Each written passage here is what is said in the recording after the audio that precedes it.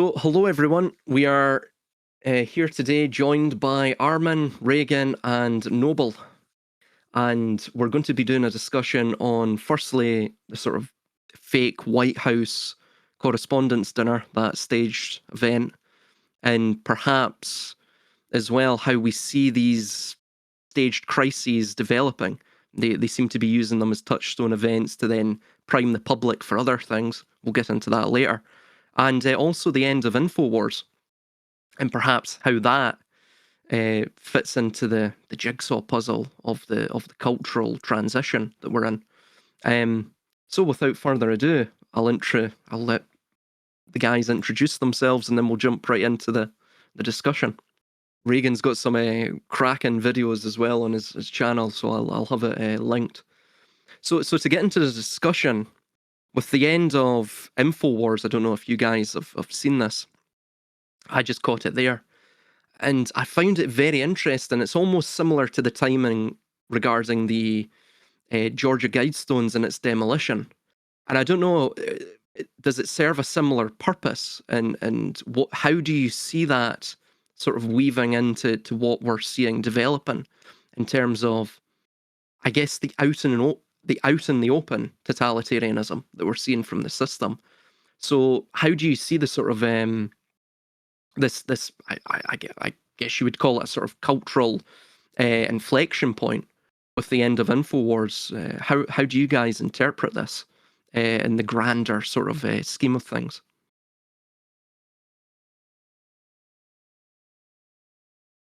We'll go with you, Armin. Yeah, Armin, you want to start?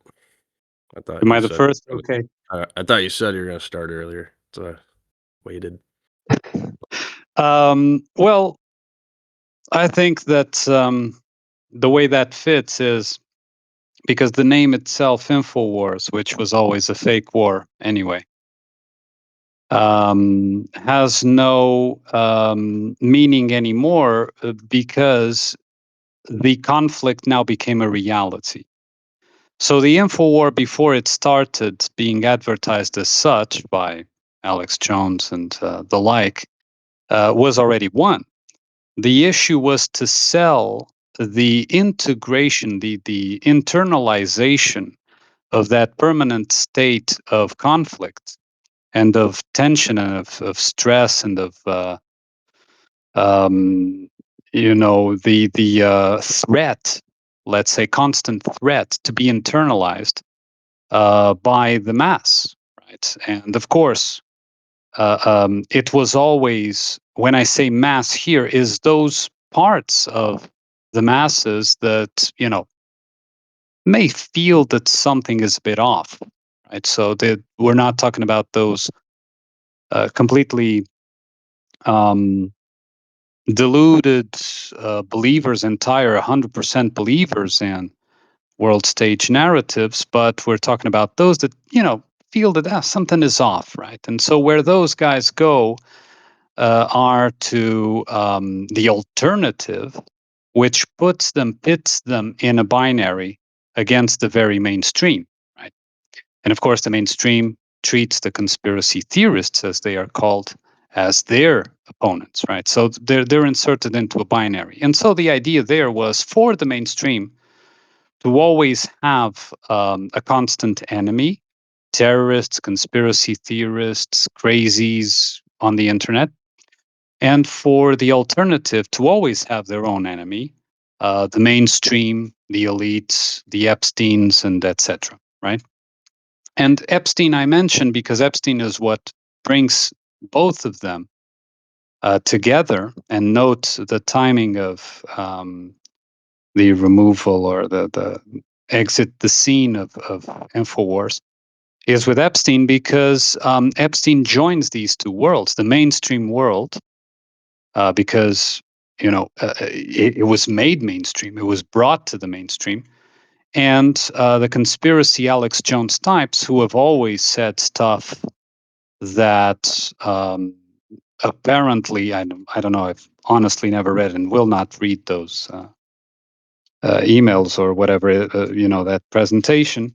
But apparently it contains stuff that, the likes of Alex Jones and their troop have been saying for many years, and so it legitimizes them, and so it brings um, this wrestling match into the forefront, and so mission accomplished, right? But the InfoWars itself, as a concept, has been one long before this started. This was a marketing operation. It wasn't a war per se. This was a sale, right? And the sale was performed. It has been successfully performed. Most of the people are either MSM, so mainstream, or this type of alternative. So they can leave the stage and let them fight each other. Let's say, of course, that can be used because if a threat is constant, of course, regulation by the third party, God, no, I'm kidding, government, will always be implementable, right, in those circumstances. And if you require a quick action, of course, the further implementation of automated regulation, AI and that kind of thing, will be increasing and increasing. I would say exponentially, in that regard. But that was a sale. So in summary, InfoWars was a marketing operation. The sale was performed. The marketeer leaves the stage. Very, very interesting points there. What do you have to add to that, Reagan? Well, yeah, excellent points, Armin. I see it very similarly. It's not too much different. I would just use, different analogies, different perspectives is all. It's a lot easier to see these things in foresight too. So kind of like Armin said, it's like the sale was complete. The job's done. And even like that's kind of the professional world I started in, right? That's all it is. There's contracts that are submitted and they have a term. Right? They have a death date essentially. And so I think you made a good point to start this whole thing off with the is it augmented reality Yeah, game kind of viewpoint of how this yeah, stuff alternative reality works, game. Yeah, So I'm not gonna dive into it, but that's this fish tank stuff and Sam Hyde and some of these other characters I've been looking at. The reason I'm looking at them is because they are essentially performing these experiments in like a micro environment at small level scales. That's all it is. They're literally just capitalizing on what the big game is also doing, right? So it's just the same game that's copy and pasted 1,000 times over, you know.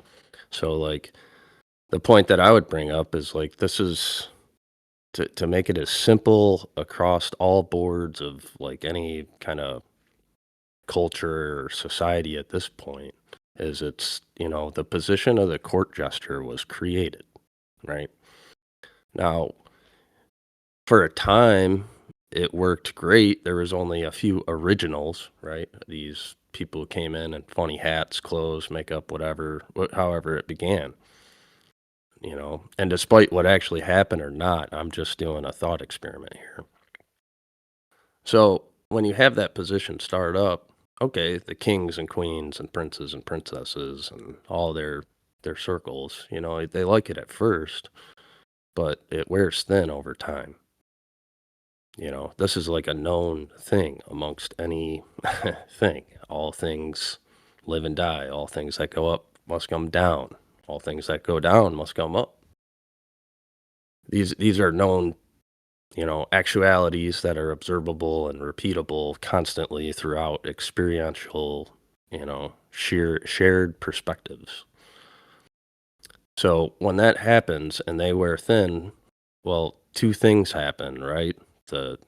First, the wearing thin part on the elitist side or the kings or whatever.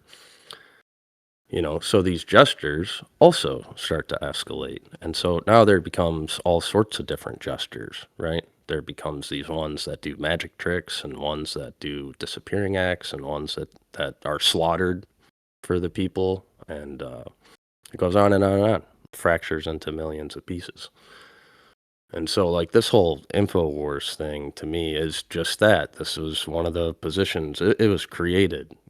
Alex Jones was given a contract. It probably had a term life. He didn't know what it was, I would assume. Everything's pretty in the dark. Because think about anyone who just goes and gets a job today. Like, you're very compartmentalized. You have no idea where any of the tubes go. You don't understand any of the routes or mechanics or inner workings of any of it. You're brought up through a system of 12 years of being pounded with information that has nothing to do with those mechanics. Or very little, or it's very contorted and twisted. So it's, to me, the dinner party thing, I sorry I haven't really like focused on it all too much, but it's I've been just focusing on some other little kind of micro event of it, in a sense. And yeah, it really is kind of like a sign of the times type of thing. It's a turning point, a change in a sense. Uh, you could say it was like influenced by, man and the people and all of that. But I would always say there's the natural elements and forces that are just there. And it might just be man's kind of, we're trying to calculate that. Despite, how perceptibly good or bad you are, you're always trying to figure that out. That is the drive that makes you like actually move when you wake up every day. There's no reason or purpose. If there was no reason or purpose, everything would stop. It'd all be death. Actual, complete non-existential death, right? And I apologize for my voice and all this stuff. I'm in personal conflict right now too, so No, don't worry, man. just coming off whatever. No, I Sneezing and coughing. I think you're totally on point there. I mean, I'll get into, I'll tie this into the Q thing, but we're actually starting to see, just to touch upon this White House Correspondents' Dinner, interestingly, the White House spokesperson, was it like the media director or something along those lines? Also the director of the investigation as well at the Correspondents' hall or whatever they call it. I think it's in the West Wing somewhere. Anyway, of course, the press were asking him, was what's happening, how many bullets were discharged. Basically, what he stated was, "I don't know." Ultimately, right, and of course, sort of verbose terms. But I found it interesting because they're now utilizing their age-old, many things change, but a lot of things stay the same. They're utilizing the magic bullet theory, but in this time it's a magic pellet or magic slug. So they're saying that the individual, this Thomas Cole Allen, discharged his firearm, the shotgun that he had, and that they can't find the pellets because ballistics isn't an exact science. This is verbatim. That's a verbatim quote from the individual, the director of this investigation, part of the White House staff and the administration. And he stated that sometimes, the pellets just disappear. So it's getting to the point now where we're only one day out of this event, 1 or 2 days out of this event, and they're already going to magic bullet theories. I mean, That's no. jump in. That's because of a glitch in the It's a simulation. glitch in the... Yeah. But before we get ahead of ourselves, what do you think about this InfoWars thing, Noble? What's your take on it, man? Oh man, so Regan, he talked about jesters, right? I think that's fitting. It's in retrospect, I would take the satirical kind of perspective when it comes to the persona, the character of Alex Jones, and it's just the trial. I guess it wasn't the trial of the century, but this trial that he went through regarding some of his comments. regarding the incident that happened, the infamous incident that happened, in his comments regarding that over the years, and just the ridiculous settlement that was levied upon him, and how somehow That was Infowars was Sandy able to. Hook, wasn't it? It was Sandy Hook. Indeed. Good. I'm glad you're the one that uttered those words. I figured I'd keep that one close to the vest. So Yeah. yes, indeed, that was Sandy Hook, and I don't recall the exact number of zeros after this levy on him, but it was some unreasonable amount. Was it About a pushing billion. a billion? A billion, A yeah. billion. hmm Yeah. And so how does one sustain operations after something of that sort, right? And so there's this very satirical, um, pers- um, I guess, how far can they push human beings, past their level of, hey, that doesn't seem right, and I don't know, is that too awful many people question it, because lo and behold, Alex Jones and company continued on. But the thing that I wanted to bring to the fore here, was the first time that I was made aware of the concept of controlled opposition. That was a big day in my life, as most of us had run across this concept at some point, right? During our awakening process, and, for me, I was just a naive human being consuming the mainstream media's nonsense for, decades, right? Before a couple of fateful events finally brought me to. But at any rate, this idea of controlled opposition, I think Alex Jones uh, is like a really good example of a CO or a controlled op. And of course, most of the audience that's reviewing this particular video is going to understand exactly what I'm talking about when I say controlled opposition. But for the very few that aren't familiar with that term, that simply um, literally controlling the opposition, so you can control the marketing and the propaganda of the other side of the argument. And so when you control the primary narrative and with the mainstream, and then let's go ahead and we'll control the alternative narrative, and let's sew it up. And so no matter where the audience is funneling into, we're going to have some control and some dominion over them. For a while, I must admit that I thought that that's where it stopped. That there was the mainstream, that there was this alternative media, and hey, man, if you and then of course, what does that mean? That we get trapped in that binary, right? We get trapped in that duality between the mainstream and the alternative, and we choose our side, and we die there, right? Well, of course, as we go further in our investigation of what's going on in this realm and in this reality and in this world, we start to realize that there's other layers, right? Clearly, Alex Jones, one can see the caricature of the man named Alex Jones, right? And the ridiculousness of him and his message. And, he started doing interviews with David Icke. I'm not sure who the contemporary grandfather is of the CO, the controlled op. I'm not sure who wins, probably Icke in this case. And of course, Sorry to cut in, but both of them and several of them took a lot from Jordan Maxwell and Cooper. What was his name? The first name I William Cooper. forget. Bill Cooper. Yeah, Bill Cooper. William Yes. Cooper. Yes. Sorry. Go ahead. Yeah, good point. Good point. So maybe they weren't the grandfather. Maybe they were second gen or third gen anyway. But when I was coming around, these guys were my godfathers, if you will. And then so the interesting thing is though, ultimately, when we can pull back from that binary, we can see that there's nets underneath, right?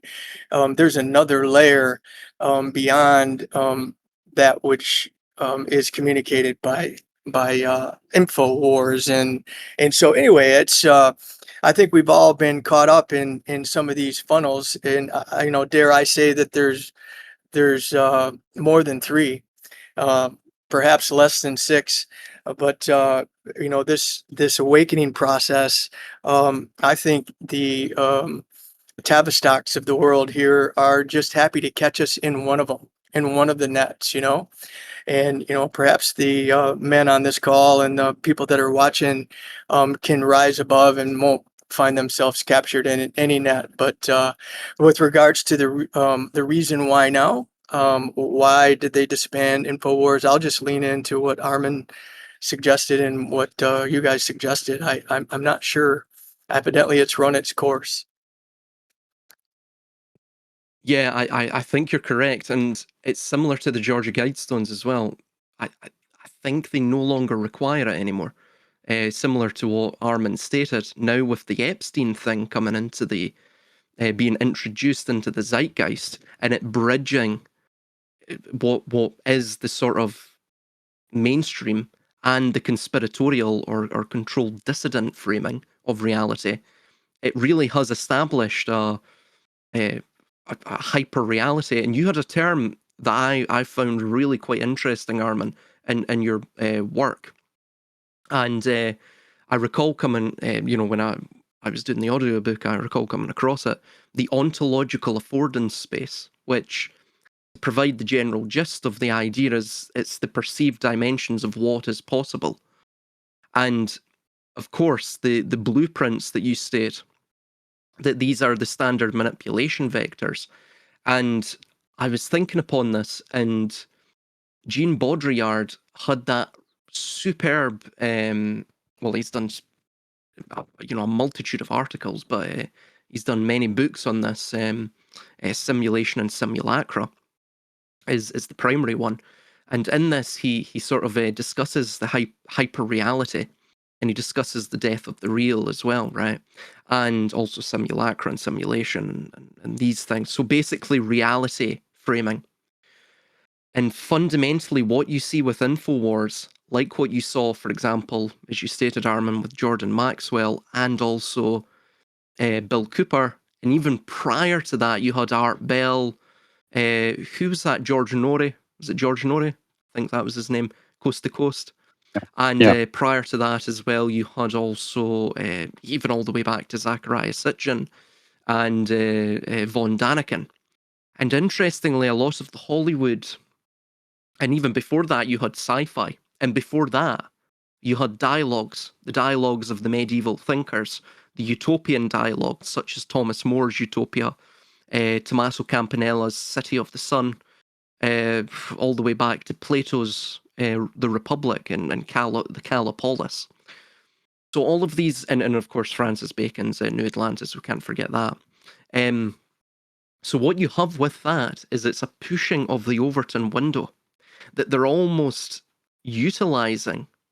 You could say sci-fi or fiction with the sci-fi writers, dialogues, of course, and even alchemy and symbolism and secret societies. When in the more primitive eras with that of the earlier medieval and Renaissance and early modern utopians, and then all the way to today, you've got basically alternate reality games playing. And I mean, that's what Epstein was. Funnily enough, as well, that's what Q was, right? You could even state, to some degree, so was COVID.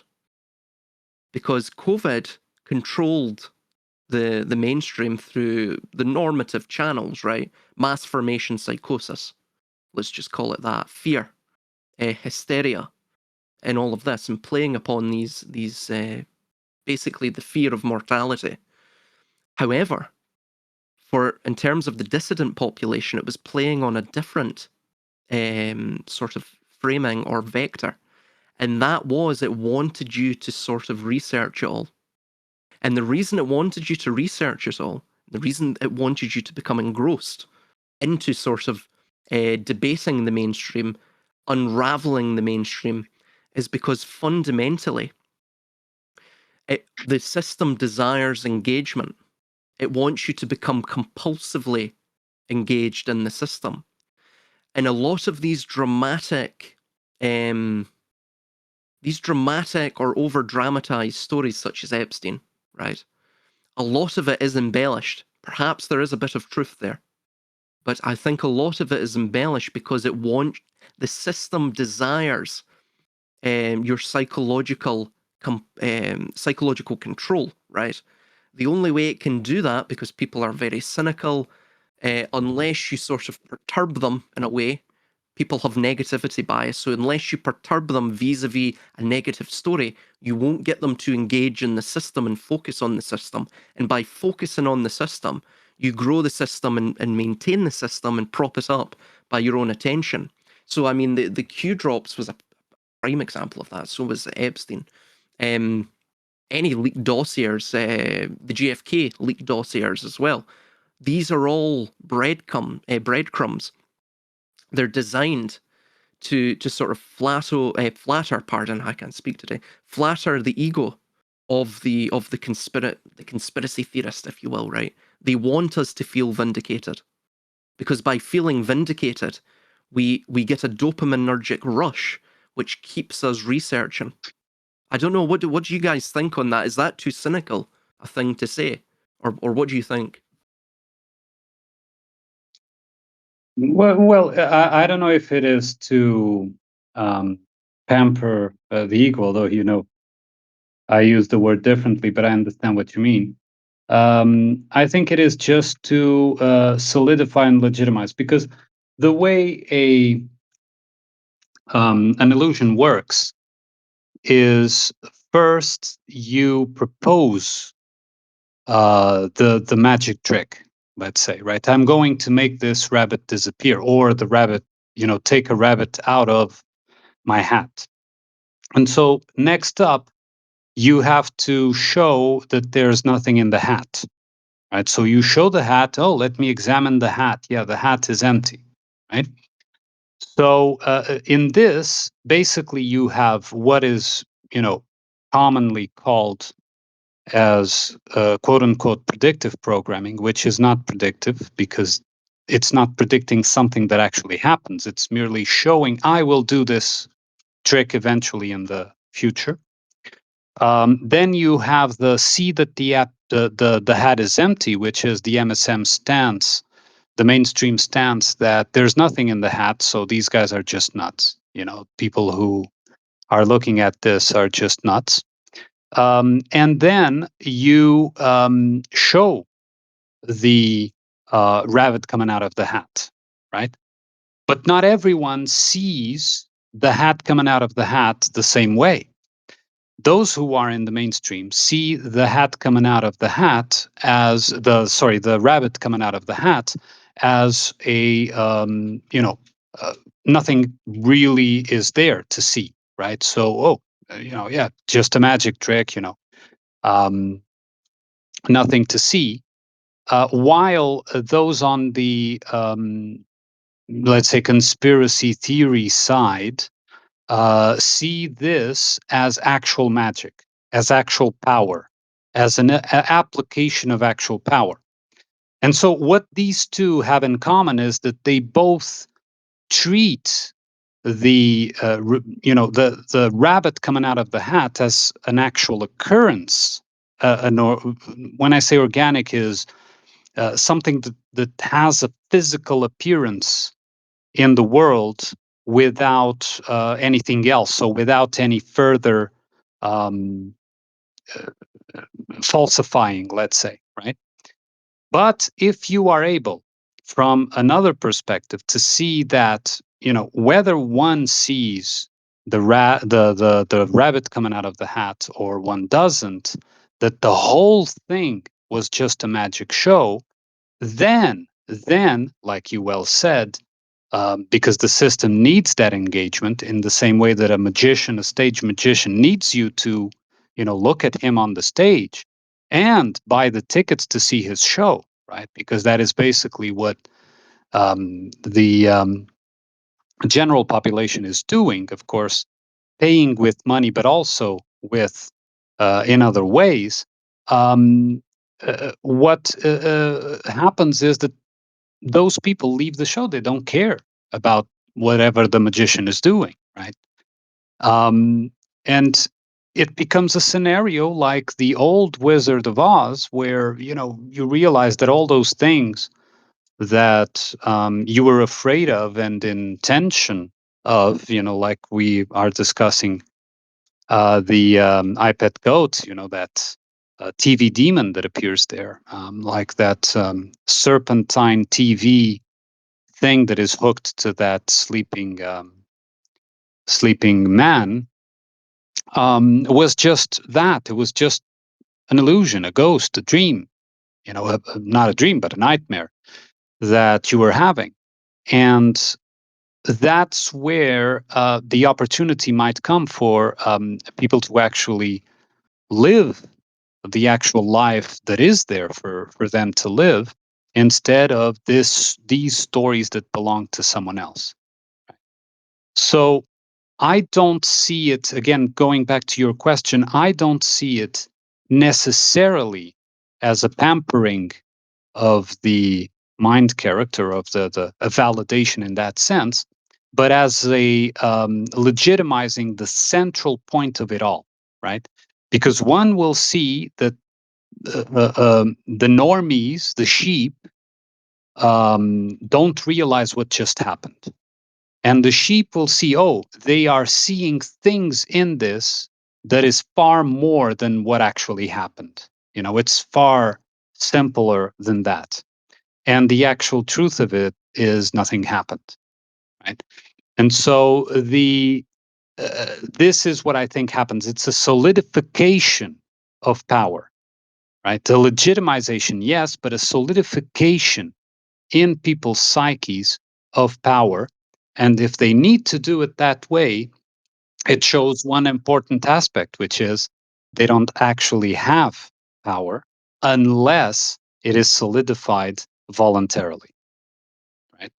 It's the same as you can put all the signs that you want on a road saying that the speed limit is this, right?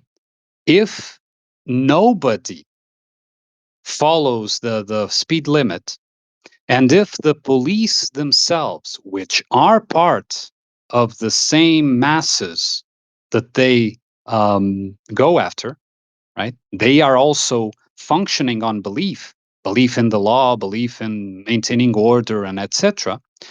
If none of these cooperate, do you see the elites stopping you for speed tickets? The elites, I'm using the word that is often used. I mean, I don't necessarily need to use that word, but for understanding purposes, do you see them? No, you don't. Yeah. They do not have power unless they solidify it, and to solidify it, they have to make people, again, like I've stated sometimes before, turn the story that is external into an internal story. I own this story. And moreover, I add to the story, right? Because then what happens in the alternative Alex Jones types of crowd is that they add to it, right? Oh, they didn't see this detail. I'm sure that it's because, I don't know, they're reptilians. I'm sure it's because in CERN, they're twisting the timeline.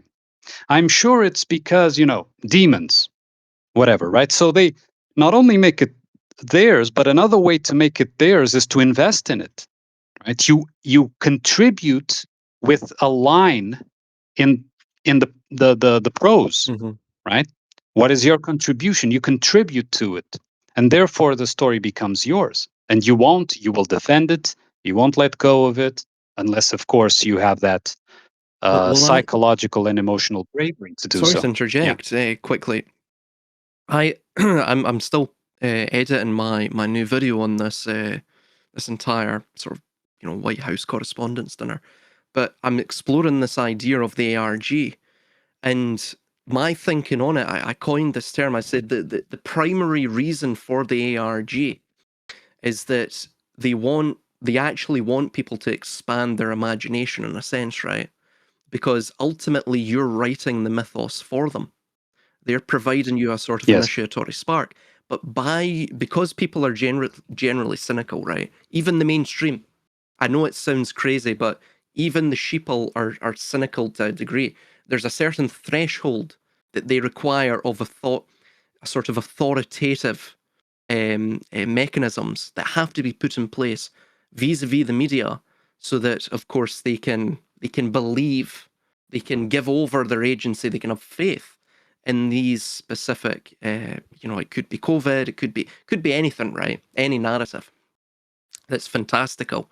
So there's certain things, it's certain boxes that have to be ticked for that to be the case. They also have to feel as though it's a self-assembled belief. So the reason for that is because ultimately people will defend to the death a reality they believe they have uncovered or created themselves. So in that Yes. sense, you actually have it's not just you give over your sovereignty and agency to it, it's like having timeshare in the system. You actually give over your very imagination to it. You feel as though you've got a stake in it, not just in terms of attention, but in terms of the very. I don't actually think there's an English term for this, but it's the sort of. Do you know that feeling you get when you've it's part of the ego, or it's part of the mind character, right? For example, see if you're deep in a story and you're reading, primarily reading, and you're starting to conjure the world based upon the book and the words and the description, which merely are initiatory sparks of this world. And you yourself are creating this world. You're actually creating sort of false memories, right, based upon the words. You almost feel as though, of course, if it's a very good book and you feel immersed in the world, you feel as though you're there, right? And if I was to come along, and of course, at that point now, that is a cultural cornerstone of your mind character, or of your ego, right, of the psyche. So it's sort of hardwired into you. And the reason for that is because you've given over your imagination to it.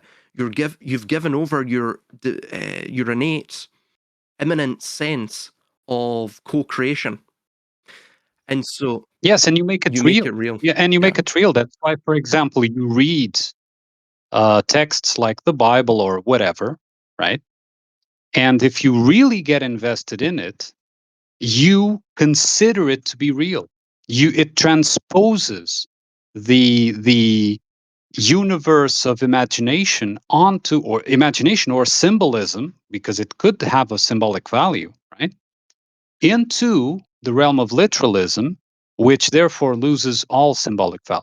Sorry, I just wanted to point that out. Sorry. absolutely. I forget the individual that said this, but oh, it was a sociologist, and I think he's a Marxist, actually, funnily enough, but or maybe he's an ex-Marxist, because this doesn't necessarily sound too Marxist, but he called it the IKEA effect in terms of cognitive framing.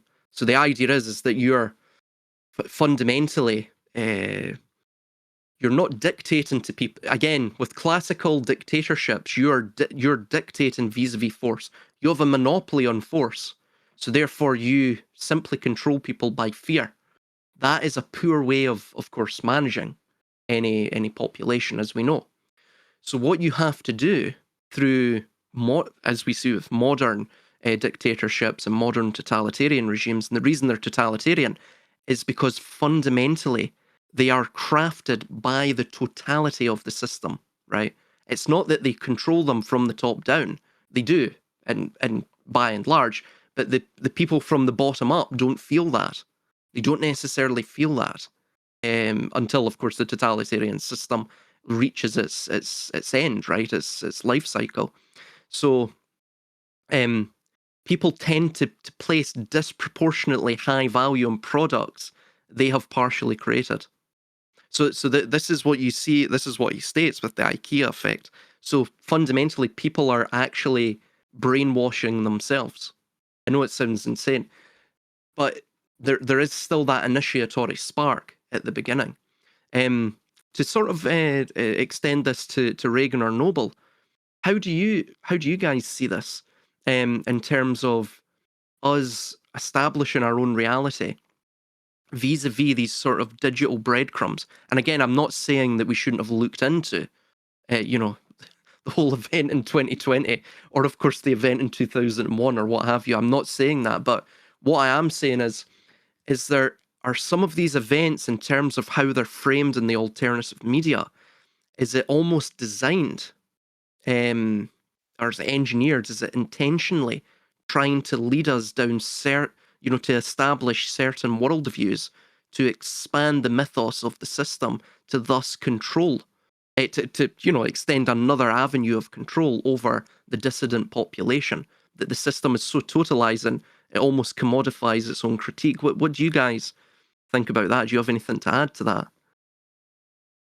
Oh yeah, without a question. I think they're preying on the perceptions of humanity. To use Eros's term, I think he jumped on here for a second and maybe jumped off, but um, you know, at worst, we're co-creators of this shared experience, right? And so it's seemingly the powers that be, those that have all of the available sensory apparatus, Hollywood and the music industries and the medias and all of these types of things. They're constantly giving us breadcrumbs, to use your word, right? Earlier, Silas, you were talking about, you said primarily reading, and it actually bridged the gap between our original topic here with Alex Jones and InfoWars, calling it a day, and then tying that to InfoWars role, this idea of COs, and then Armin brought up William Cooper, and so let me try to pull on all these threads here. And so I remember when I read Bill Cooper's book. I think it's called Beyond a Pale Horse. Have you guys read that one? Wow. And so, Behold, yeah, behold, the pale horse. behold a pale horse. And so you want to talk about planting seeds, of course, for those of you who haven't read it, basically what he's saying is there's a completely uh, what's the word?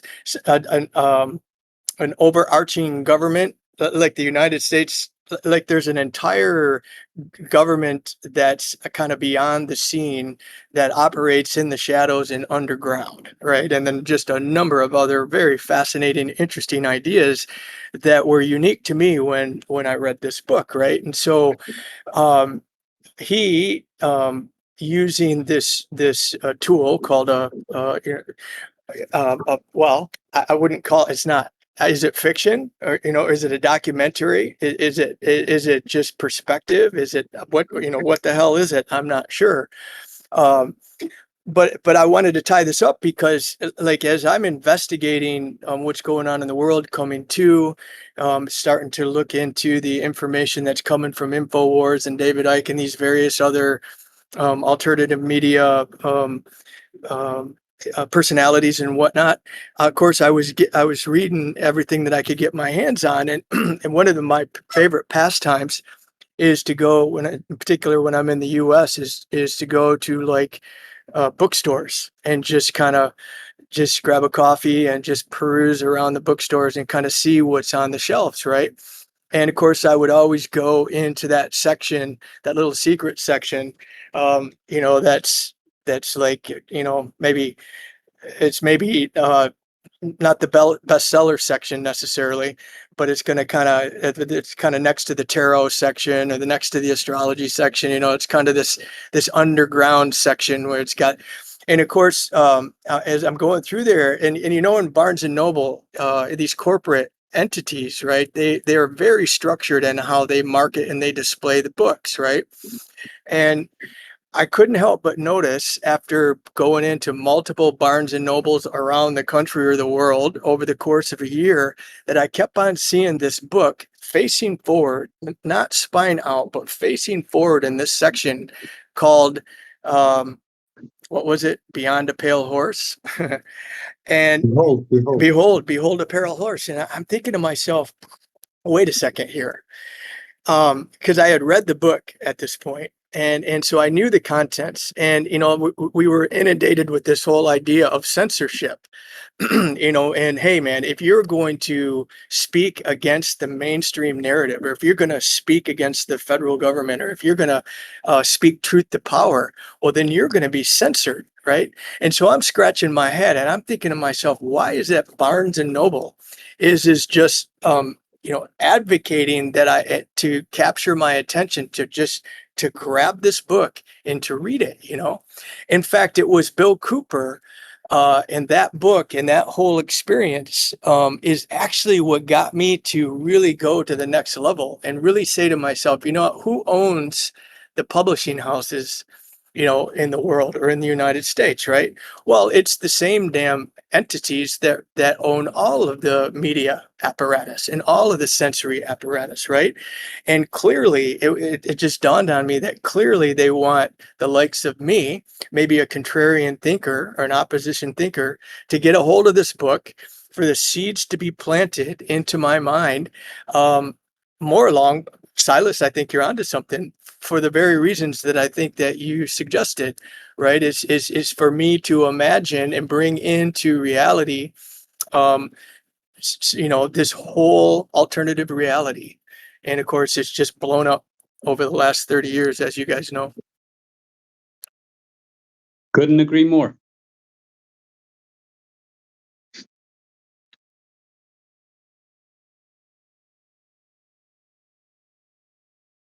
Very well said. Silas is AFK. needed. No, yeah, he needed to get some water. But in the meantime, Reagan, your opinions on it? Yes, I would say I am in agreement with the statements and what's going on, the bead you're on.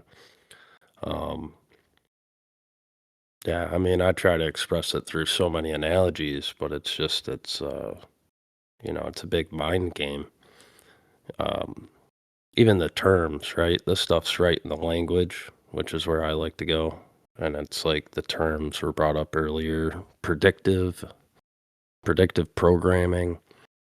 Um, the difference between predictive and predicative is just an A between the C and T. So little Alice in Wonderland reference for you there. Follow that invisible cat after you go down the rabbit hole. CT and CAT scan have a lot to do with brain imagery and neuroscience as well. So these things all tie together in this very elaborate creation that's it's not like an easy, simple sit down and have one conversation, or even stand at a podium and speak to 100 people and give a little speech, and they're just gonna be like, okay, oh, I got it. I think it just does take a lot, and it doesn't really matter to me as much, I don't think, anymore, if there's like the elite are trying to do this or that, or there's some hidden hand and all that kind of stuff. And so, like, that's really the best way that I can express this stuff, is that, like, I look into it, I'm interested in it, it intrigues me, but I don't buy it, if that's as simple as I can make it. It's none of these things that you see on the TV or on your computer screens are entirely effective on your life to the point that it actually, you know, invokes any sort of action reaction phase in the physical world, or even in your mental and psychological environments outside of what you let it. So if you simply do not let that happen, whether that's like cutting it off entirely and not looking at it, or staring it straight in the face and just deciding that it's not that it's not real, but it's not, it doesn't actually hold any power over you. It's really just that simple, you know. But at the same time, there's so many layers and all the emotions and the confusions and all the twists and turns. That's like all it is, you know. If you anybody, no matter how intelligent or great or smart or dumb or stupid or anything or whatever quality you have, like you get in a maze and you start going in circles, like you're gonna get confused. It's just gonna happen, even no matter how simple the maze is. Especially if like, you know, we played all these stupid games in America. You see them in like the college, high school party movies all the time, where it's like Louisville Slugger. You chug a beer, you put your head on a bat, so you're kinked at your waist down, you know, at like a 90-degree angle, and you spin around in a circle 10 times as fast as you can, which makes you extremely dizzy. And then you try to run, you know, and then like swing a bat and hit the beer can or whatever that the other guy throws at you. Like, as stupid as that is, that's essentially what's happening on this grand scale, and it's a little more elaborate, and it's dressed up in suits and people behind desks and podiums with giant microphones and megaphones, and they're screaming at you and repeating the shit over and over and over again. And you know, it's really just not that shocking that so many people get tricked by it anymore. Um, you know, I've sat in a lot of magic shows too, and it's like there's a difference. You can see the difference, you know, in the people. There's the audience that's completely encapsulated by the show, and then there's the handful of people who are all looking around and looking at each other constantly. And they know that it's just a show, that this magician's not actually sawing people in half. He's not disappearing and reappearing at the back of the stage. These phenomenal things aren't actually occurring as you are looking at them, you know. But some people decide to be completely blissful to it, or whatever their desires in this life are, or whatever where they're at in their life. Like that's just how they perceive it, and they don't want to see it any other way.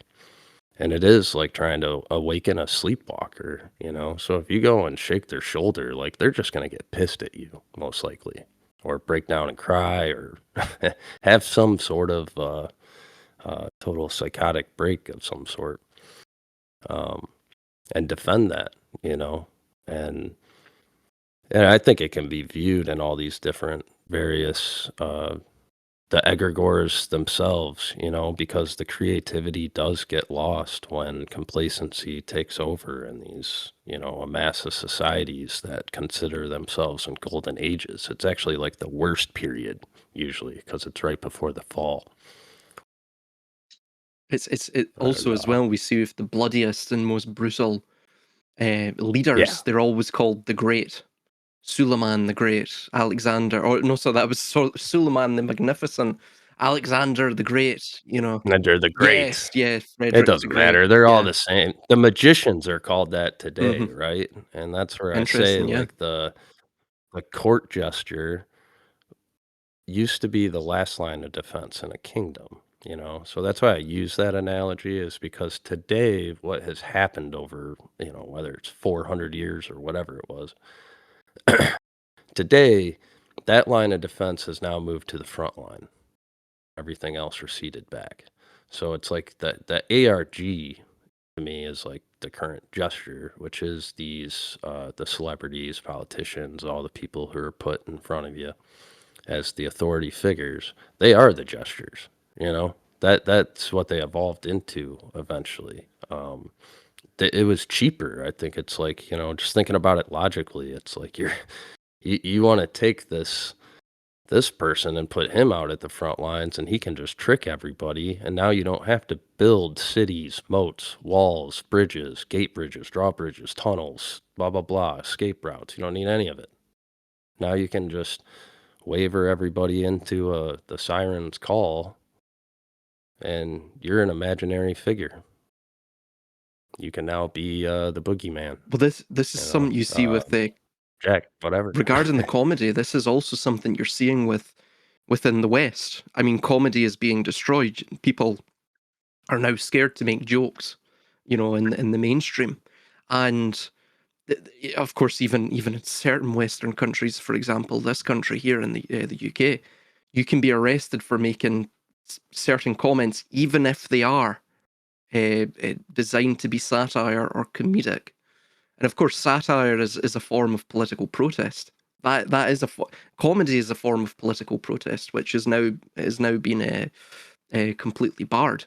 At least certain lines of comedy, because ultimately comedy is funny because it conveys the truth, and the truth is the destruction of the illusion, and the system itself is based upon that illusion. So therefore, you can't engage in these vectors of control if you have that line of defense. And there was something interesting I found, because ultimately what's going on in the West now, that was, I mean, the science of control was fundamentally distilled within the Soviet Union and Soviet military theory. So, for example, we have reflexive control and reflexive control vectors, which are found, it states here from the Wikipedia, is a foundational concept in military psychological operations, or originating in Soviet military theory. It is designed as a means of conveying to a target a specific, specially prepared information that inclines them to voluntarily make the predetermined decision desired by the initiator of the action. You've also got other things as well, such as things that would be attached to this overall category, such as synthetic provocations, also known as narrative lures, which in modern digital psychological warfare would be, for example, a sort of bait, right? You're not attacking the target directly, you're sort of baiting them. And this can be very, very multifaceted and complex, right? Like what we're seeing with, of course, the whole White House Correspondents' Dinner. You have, of course, the pareidolia image or banner utilized by the old Twitter burner account known as Henry Martinez, who, by the way, has a string of numbers in his name that leads to a coordinate all the way to, of course, the Svalbard, right? So they're toying with these ideas through the narrative lures, that people will go through this predetermined maze that they feel as though they're uncovering themselves. They will establish this reality, this hyper reality, in which effectively, the government will become reality benders that can bend both time and space to their own whims. And no problem, Reagan. And also the idea of basically that resistance is futile. So all of these things are being subtly seeded in the minds of individuals. And it's like what you said, Armin, fundamentally, like Pennywise, like It from the movie, once you have no fear of it, once you understand and see through the illusion, you actually see that it's nothing but sort of hot air, right? It's an inflated problem. It's an inflated sort of sense of importance or stability. What would the word be? Sort of assertiveness or authoritativeness that the system conveys. It's totally false.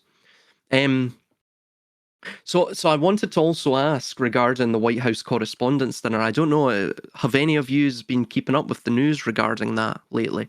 I mean, don't get me wrong, this is pretty much the same as every other formulaic staged event, so you're not missing much. But has anyone followed the news on that? Not really, no. I know I haven't really followed it too awful much, although one thing caught my attention, and not exactly super PC here, but I get this download from my mother, who went to the theater, the actual theater, and saw the movie Michael, which is about Michael Jackson, and or at least in the first half of his life, and was talking in great detail and awe about this, and it reminded me of my youth, and it reminded me of MTV, when MTV came on the scenes back in the 80s, and it dominated Generation X. I mean it was just, at least in the US, I mean it was just a phenomenon. We went from listening to these musicians via whatever mechanism we could, but not having a visual. And the next thing you know, we have a visual. And Michael Jackson was really a part of that. He was very much a part of our life. And you know, Thriller and Beat It and Bad and all this and everything in between. Of course, one of the things about Michael Jackson is he did his level best, it seems, to lighten his skin. He really, really changed. I mean, this man, boy, whatever he is, he changed over the course of a decade or so as I was growing up. You know, with the as a MTV generation here, and it was odd. You know, he toyed around with his face, and but the color thing was really interesting, right? And so the one thing that I noticed about this recent event, Silas, was this Cole Allen. His complexion was really interesting. In fact, it was the opposite. If they show that picture of him face down, um, or a couple of photos that are running around the interwebs there, and where he has his face seems to be darker, um, as his body, the skin and the color of his body, and it's like reverse. It's actually reverse of what Michael Jackson. His face was a lot lighter because of the treatments that he used than I suspect than in his body, and I think maybe he had a condition and whatnot as well. Um, but at any rate, these things happen to coincide, you know. And then when we get into it can't help but connect the dots sometime, and like these deep psychological, um I don't even know what the technical term would be, but these plants, you know, it's somehow it got my attention. Somehow I connected the dots between the Michael you know, movie and this event that happened just a day before it premiered at the theaters. And so whether or not that was a side Benny of this psyop or something, I'm not sure. The only thing else I know about this was something I think you posted or someone else in the Discord around the uh, a lone cell, something that maybe an anagram of his name, and then something to the effect of the young lady that, if you want to call her that, the White House spokesperson, um, more or less was talking about you gotta check out this event because shots are going to be fired. That's Yeah, about the extent of what I know about it. Caroline Levitt. Yeah, I mean, all of these things are ultimately they're like breadcrumbs, and people will jump on this. You know, they jump on these things, and oh, absolutely. I mean, all of these things are multi-layered. So, for example, even the complexion of the guy himself, it's almost, it's again, it's like Disney realm. There's something there for everyone. You know, it's fun for all the family. And so people can pick out based upon, of course, his complexion. Another thing to notice as well is, do you notice all of these shooters all the way since JFK, really? God, I'm even to Abraham Lincoln. Who was the assassin of Abraham Lincoln again? What was his name? Booth. John John Wilkes Booth. John Wilkes Yeah, Booth. John They're Wilkes all Booth. three names. Do you notice that? Every single one. They all have a trifold, or a trifold name, a tripartite name. It's almost like a fingerprint of these events. You know right away as soon as you see three names, you know, a triplicity of names, you know it's completely false. I think they do that. I mean, just on that point, sorry, I went on a bit of a tangent there, but just on that point, I think they do that because that is part of the propagandistic ploy, which is that, you know, anyone that has three names, right, and it's made sort of visible, as part of their, you know, their general personhood. What that signifies to normal people who only have two names, a first name and a surname, is that this person is sort of not human. He's abnormal. He's not, again, this is very subtle. These things are very subtle. That's a very subtle one. I mean, you brought up with the complexion. That his complexion itself, it almost indicates. So again, it can be used by the left. They will probably claim that he may be white, right? Um, and of course the Republicans or the right will claim, you know, or at least that a certain segment of them will say, look, look, he's obviously left wing, he's black, he probably supports BLM. So basically, based on how you frame this guy, right, it permits both sides of the dialectic, generally speaking, to sort of interpret it how they want to interpret. And there's also you also see this with for example, we're a day or two into, after this event, or however many days, well, it's more than a day or two now, it's, well, God, about 5 or 6 days now. What you're starting to see is that they actually don't have a firm story or narrative. And the reason I think they do that, and it's not with just this event, it's with all events really, is not that they're actually trying to concoct a script. It's because they're trying to leave. Again, it's like a video game, or like any fictional story. You don't want to give too much of the backstory away. You don't want to tell the reader absolutely everything, because then they can't uncover anything themselves. They can't create anything themselves. They have no self-assembly of belief. They have no space in which to concoct their own belief, their own interpretation of the incident, and of course to spin it off into weird and wonderful fantasies. Thus, you have a lessened availability, or a lessened engendering of compulsive engagement with the story.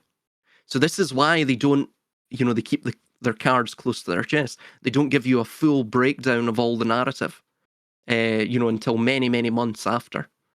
And of course, the whole event's been basically resigned to the dustbin at that point.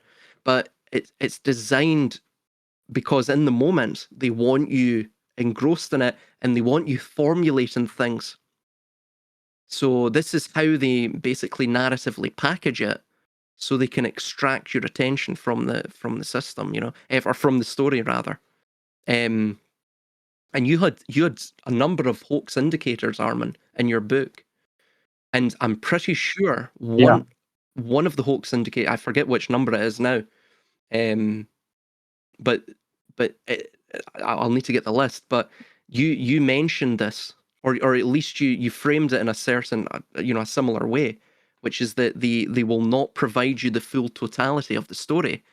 I forget the reason you gave, but I think it's along those lines. Could you speak to that for a bit? Why don't they, why don't they just provide the entire story right from the get-go, as soon as they know all the facts, like a day or two? I think what you're referring to is not that they don't provide the full story, is that in only a few hours they have the full disclosure of who the culprit is and what his manifesto is, etc. And the reason for that is so that people within the binary can react accordingly.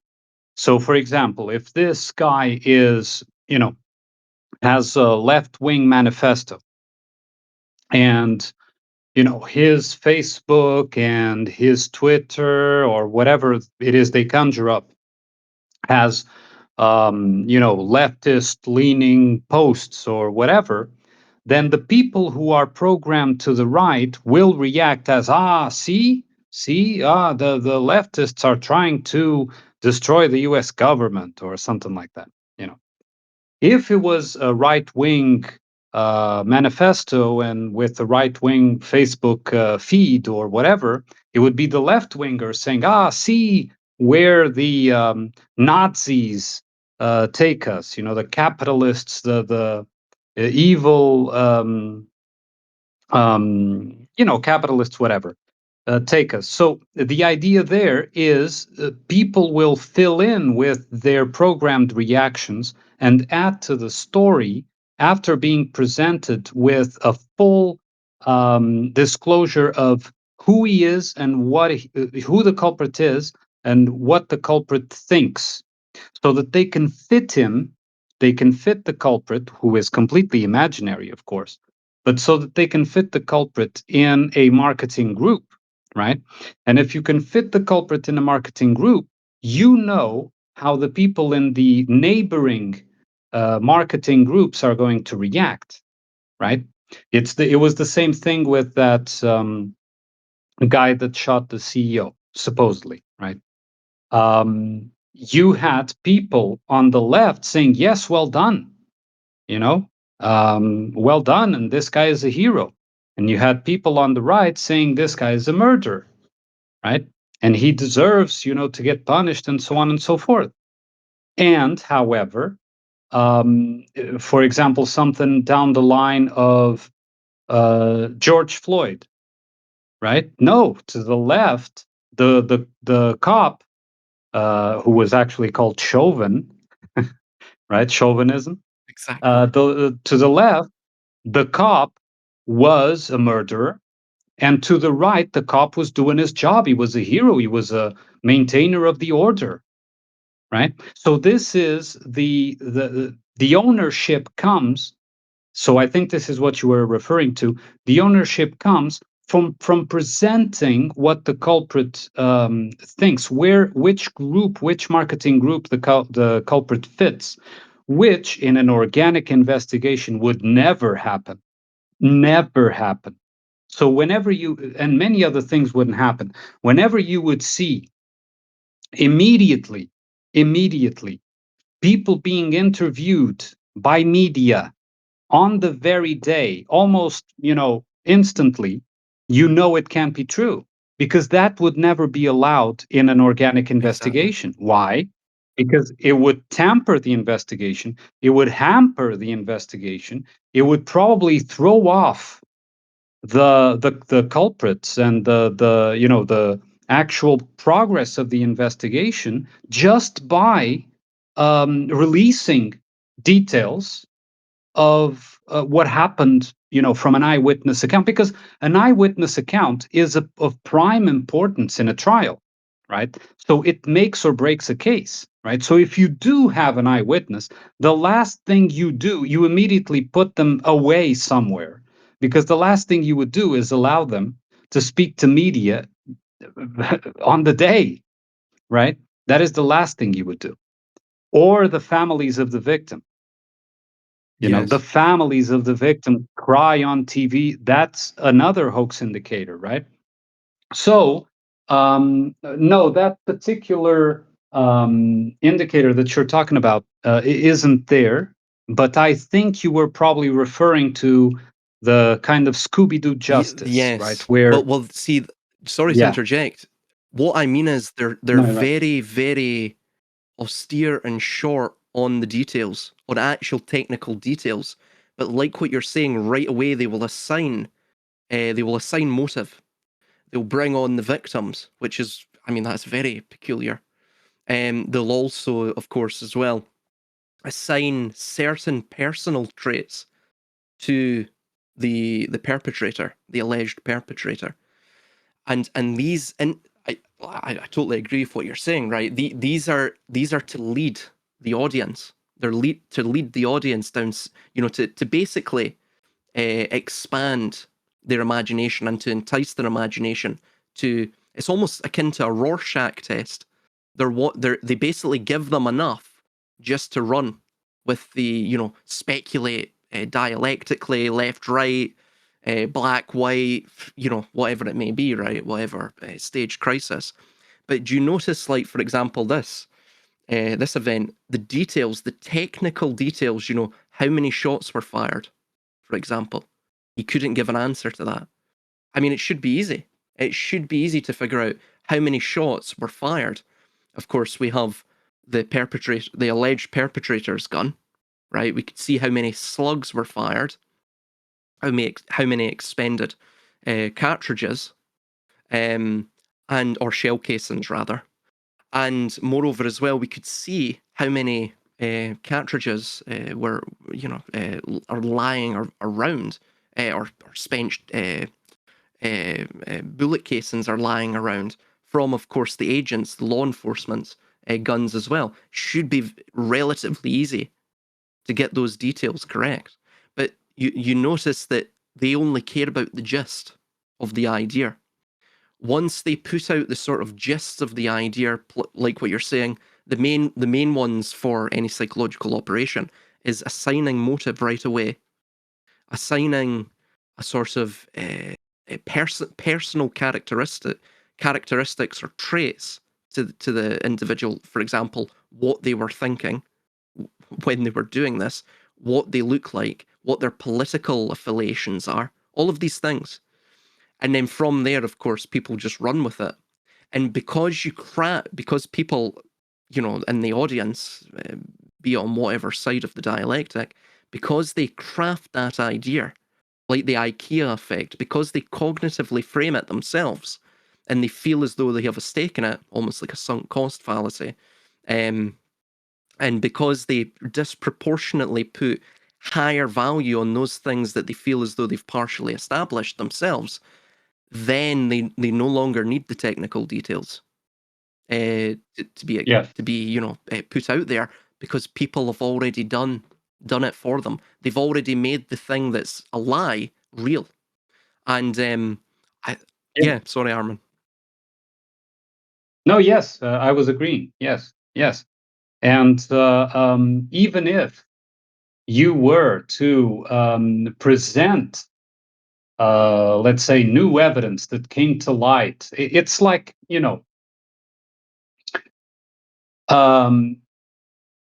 someone goes on a TV show and says, slander about you, right?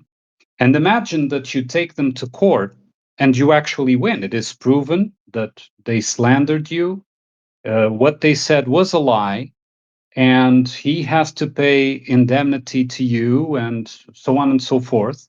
However, to the audience, what he said is what sticks, because the a consequence of that, let's say, that you took him to trial, that it was proven that you were that he was guilty of slander, that he was lying, is not brought into the story, or even if it is not believed afterwards, right? So imagine that someone from the mainstream, a reporter, one of those guys that people, not day and night saying yes, oh my God, right? Would come to the show and say, guys, this was actually a PR stunt. Actually, there was no shooter. This was just a drill. And, we were just staging something here to test, I don't know, security or something like that, right? How do you think people would react? Oh, they're covering up, right? They're doing a cover up of the assassination attempt.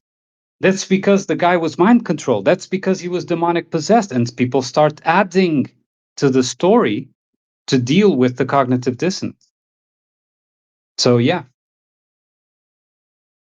It's fascinating, isn't it, guys? I mean, let me pull on a few of the threads you guys just laid out before us.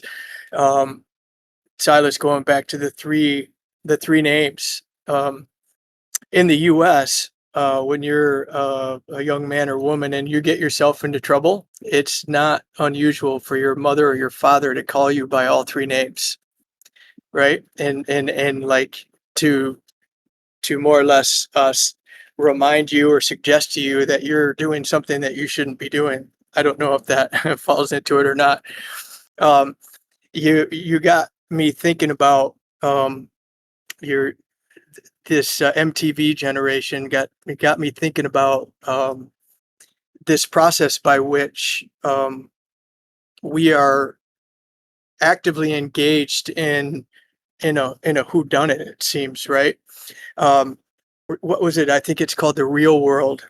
Maybe it was 1991 or 1992. It was a reality TV show that emerged on MTV. I think in close proximity to that, there may have been that show. I think it was called Survivor.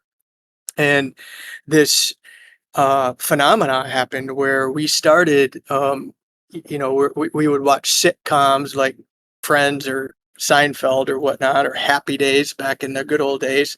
And now all of a sudden we were voyeuring. We became voyeurs, and we were watching people, quote unquote, in quotes, on live TV, right? Or they're being recorded live as it actually happened. And there was a very voyeuristic um, element to it, and it was interesting, and kind of coupled that with the whole who done it genre, or the whole true detective or detective genre, the kind of the Sherlock Holmes um, storylines that we've been inundated with since we were born, basically. Um, and so it's really kind of created this interesting uh, like game. I guess it is alternative reality game where we are not not sitting remotely, peering in, trying to uh, figure out who done it or what's happening at the various levels that we can play this game at.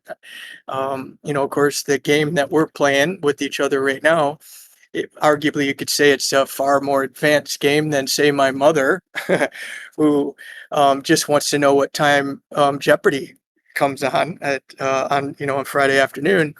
But nonetheless, it moved from passive voyeur, it moved from kind of, we're watching a tape recorded thing, to more of a passive voyeurism. And now what I see is we are in active voyeurism, and most of us don't know it.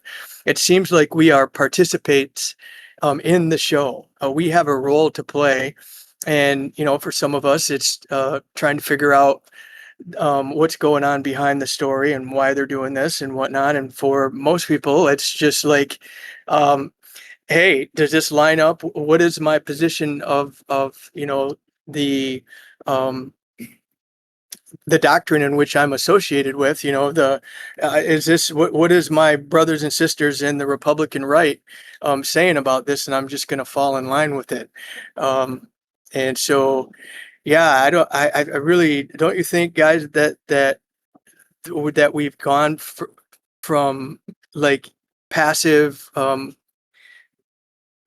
we've moved into a role of, when I say we, I don't necessarily mean the two of you, but the greater the masses, so to speak, have become participants in this reality TV show, reality shows, plural. Like it's it's perpetual, it Yeah. seems. Yes, I agree, and I know what you mean by active. I know exactly what you mean by active. Let's say, the way the news reach the people is requesting their active participation, because now we have the internet as a resource, and all these things. So yes, I agree with that. Although I would point out that even when it was passive, in the sense of you're just receiving, from the TV, and you have nothing else after that, right? You can't go check it up on the internet. It was still active nonetheless, because then it was a matter of how many times did you hear TV shows, after reporting on something, saying, "Well, what does the audience think about this?" Because that was implied, right? Mm, What does the audience think about what is being reported? And so the audience would themselves concoct their opinion based on where they would fit in the particular niche, like in the particular marketing niche where they would be. Like, if you're a Democrat, you would usually think this way. If you're I'm talking US, right? If you're a Republican, you would think that way. If you're, an anarchist, you would think in a third way, and so on and so forth, right? So it would be active nonetheless, but certainly not active in the level that you're mentioning now, where, by and that what Silas mentioned about the piecing together the information that was actually put there.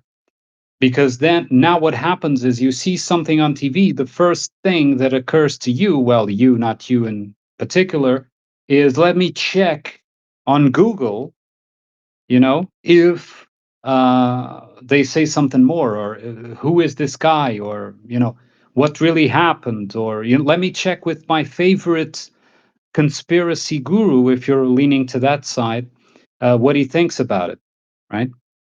So yes, it's more active in that sense, but I think it was active before, nonetheless, due to the reasons I present. That's fair. Yeah, that's definitely fair. It's very interesting as well when you look at these reality TV shows. We had Big Brother over here in the UK, and I recall it at the time, maybe 2003, 2004. I was young at the time, and I remember very early on, my my grandmother and my grandfather on my father's side, whenever we would go down to their house, they would always be watching it, and I could never understand.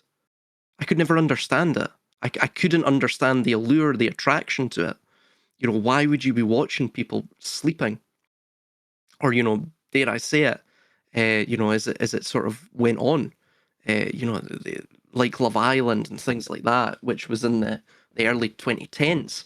I remember several ex-girlfriends watching this. You would actually be, obviously you didn't see the graphic scenes, but it was implied that they were effectively copulating, on screen on national TV. And I remember I just couldn't quite get it. Very early on, 2003, 2004 of Big Brother, I just thought it was a sort of adult thing. I thought, I don't understand it because I'm a child. But as I grew and I grew, I realized, no, it's not because of that. It's actually because I can see that it's totally, it's a total illusion. It's fake. There's something. It's like an uncanny valley. The people that you're seeing, for example, in the Big Brother house, they're not actually human. They're sort of acting as human beings.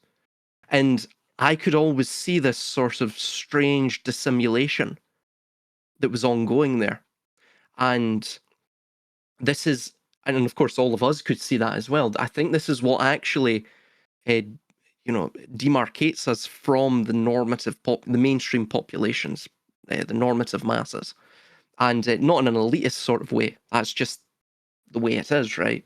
And interestingly, there's another. They've taken it to completely asinine, absurd levels now. My fiance's grandmother, bless her heart, very nice woman. Uh, you know, you couldn't meet a nicer person, but by God, her taste in TV is I mean it's just it's really it leaves a lot to be answered for. She watches this thing called Gogglebox, and now get this, guys, this is sort of TV inception right here, right? It's genius, but bear with me. So basically you're watching people watching TV. That is the concept behind this. And I remember watching it at the time, and I actually had to sort of hide my grimace, right? My fiance says, yeah, well, I was staying over at hers, and she says, right, we'll go down and watch TV with my gran, right? Because this is what she does, come 9 o'clock, 10 o'clock, right? And so we go down, and she says, just bear in mind, right? I know you don't like this, this goggle box, but we're going to watch this for maybe an hour or two. I'm not joking you. It was like torture. Torture. Basically, what you're not actually watching the TV show, you're just watching them reacting to the TV show. And I'm sitting there, I must have been like 5 coffees in. And I'm like, oh my God, Jesus Christ, I'm going to need something stronger here. Do we have liquid cocaine or something? Or something to, take me out of this situation? But that itself indicates to you this very, very strange progression. I mean, even in the Big Brother days of 2003, 2004, or whenever it was, if you sort of conveyed that idea to people, that pitched it, this idea that, by the way, we're going to create a reality TV show where basically you simply watch people watching TV, and you watch their reactions to the TV show that you've already watched. This is just daytime TV, by the way, that they're reacting to. They would have laughed at it. It wouldn't have made it in the market, but it shows you now there's been a sort of terraforming ongoing. in the last, 30, 40, 50 years. God, it's been going on longer than that, but at least since the advent of the television and radio, where the reality, the actual verity of the reality has been substituted for a literal hyper reality. People fundamentally can't tell the difference now.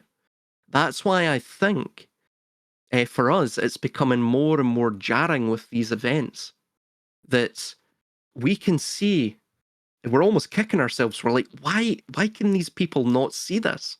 It's becoming so laughable, the production value and the effort that's going into these events, and how stupid they are, how utterly inauthentic they are. I mean, you don't even have to look into these events anymore. Um, I hate to even discuss these things, right? But you have to discuss them as a sort of touchstone of where the culture's going. And a lot of people just believe it outrightly. Even some in the conspiratorial circles believe it, the truth movement or whatever we want to call it. Because ultimately it's by osmosis. People are being affected by this. The culture itself, the general body of the culture can't tell the difference between reality and reality TV. I mean, it even says it in the name, reality TV. Ultimately, reality has become the television in many ways. You even look at people, for example, in my generation, they don't speak like normal people. A lot of them, by the way, they go on TikTok and they'll have like I don't know if you've ever seen a person do a TikTok, right?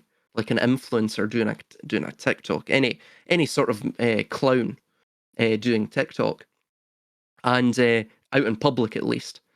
And they'll have this sort of persona that they provide to the camera, and as soon as they're done the TikTok, you can actually see it, and then they just go to this sort of huskified look, and they just look like a mannequin. They look like a mannequin, and when you speak to them as well, a lot of them have very, very bad diction.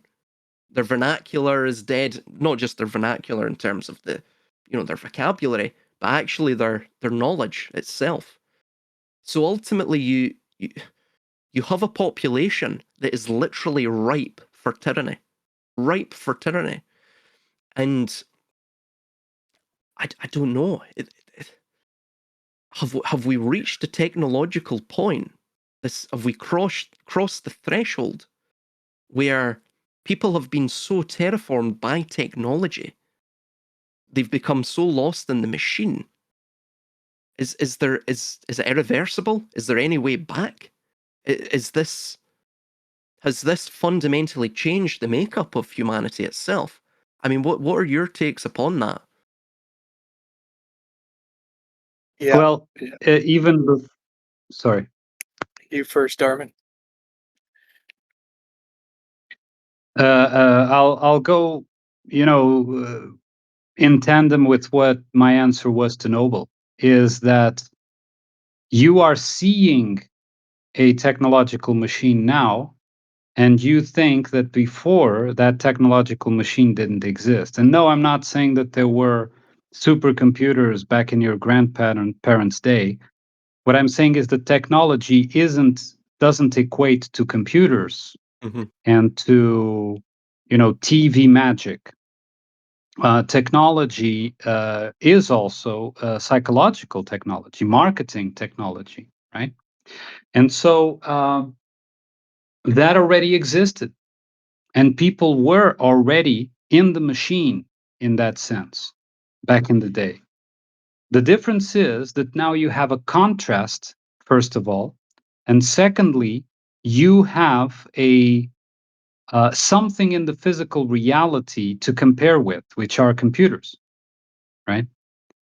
Before you didn't, right? So how do you explain a computer to someone who never, got in touch with one, right? You wouldn't, right? But you can explain the process of how the programming works, the computer programming works. You automate things, right? You make them perform an automatic function.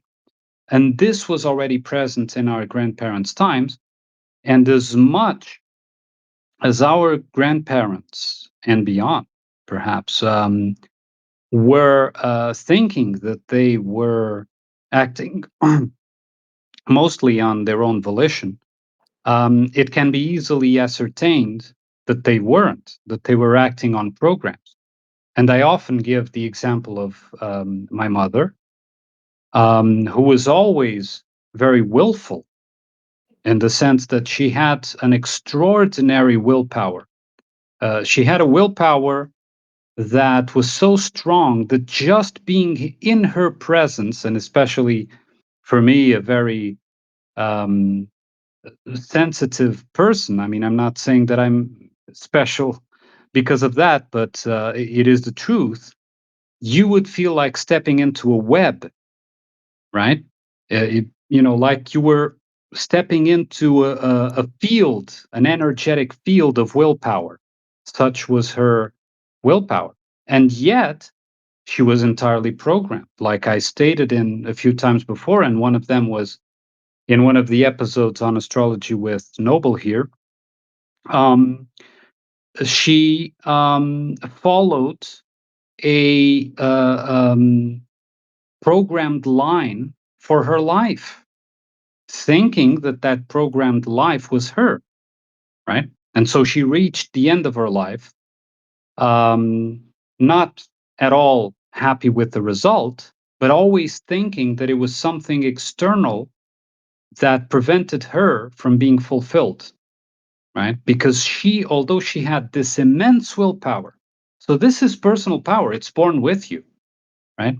She had this immense energy potential to actually affect the world around her. What did she use it for?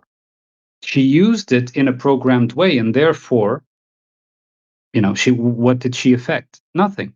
In fact, she affected more towards the opposite side, right? To reinforce the programming itself and try to pass it on to her children. And this is, I'm speaking with complete. I've made complete peace with my mother. That's why I can speak about her as an example. So that was already there, that was already there, and a lot of magnificent individuals in previous generations were caught up and were prevented from fulfilling their potentials because of that very machine that, although it didn't look like a machine, it acted like one. You see? Yeah, I'd have to agree with Armin on, forgive us, Father, we know not what, or they know not what they do. Yeah, it seems the programming commenced.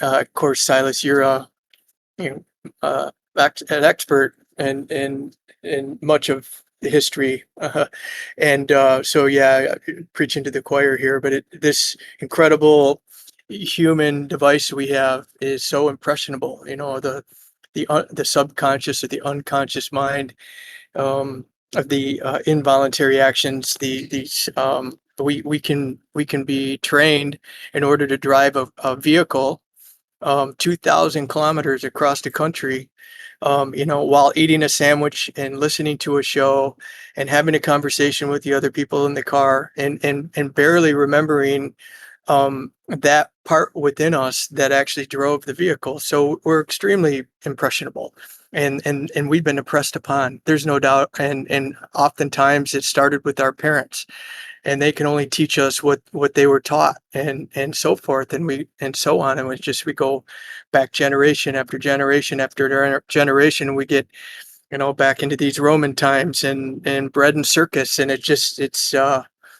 um, I don't know too awful much where the authority of the day has encouraged the peasants, to achieve some level of authenticity or the truth of who they are, or go pursue that which you were meant to pursue. I mean, it's been a completely alternative message to that, or a 180. So, yeah, Armin, I have to agree with you. Um, it just seems like it's ubiquitous now. It's like if there was any spare moment for us to have free thought, free imaginative thought, where we could just get away from it, get away from the mind control, the devices, the screens, the black mirrors, the newspapers, the music, all of it, right? We used to be able to have moments, in particular.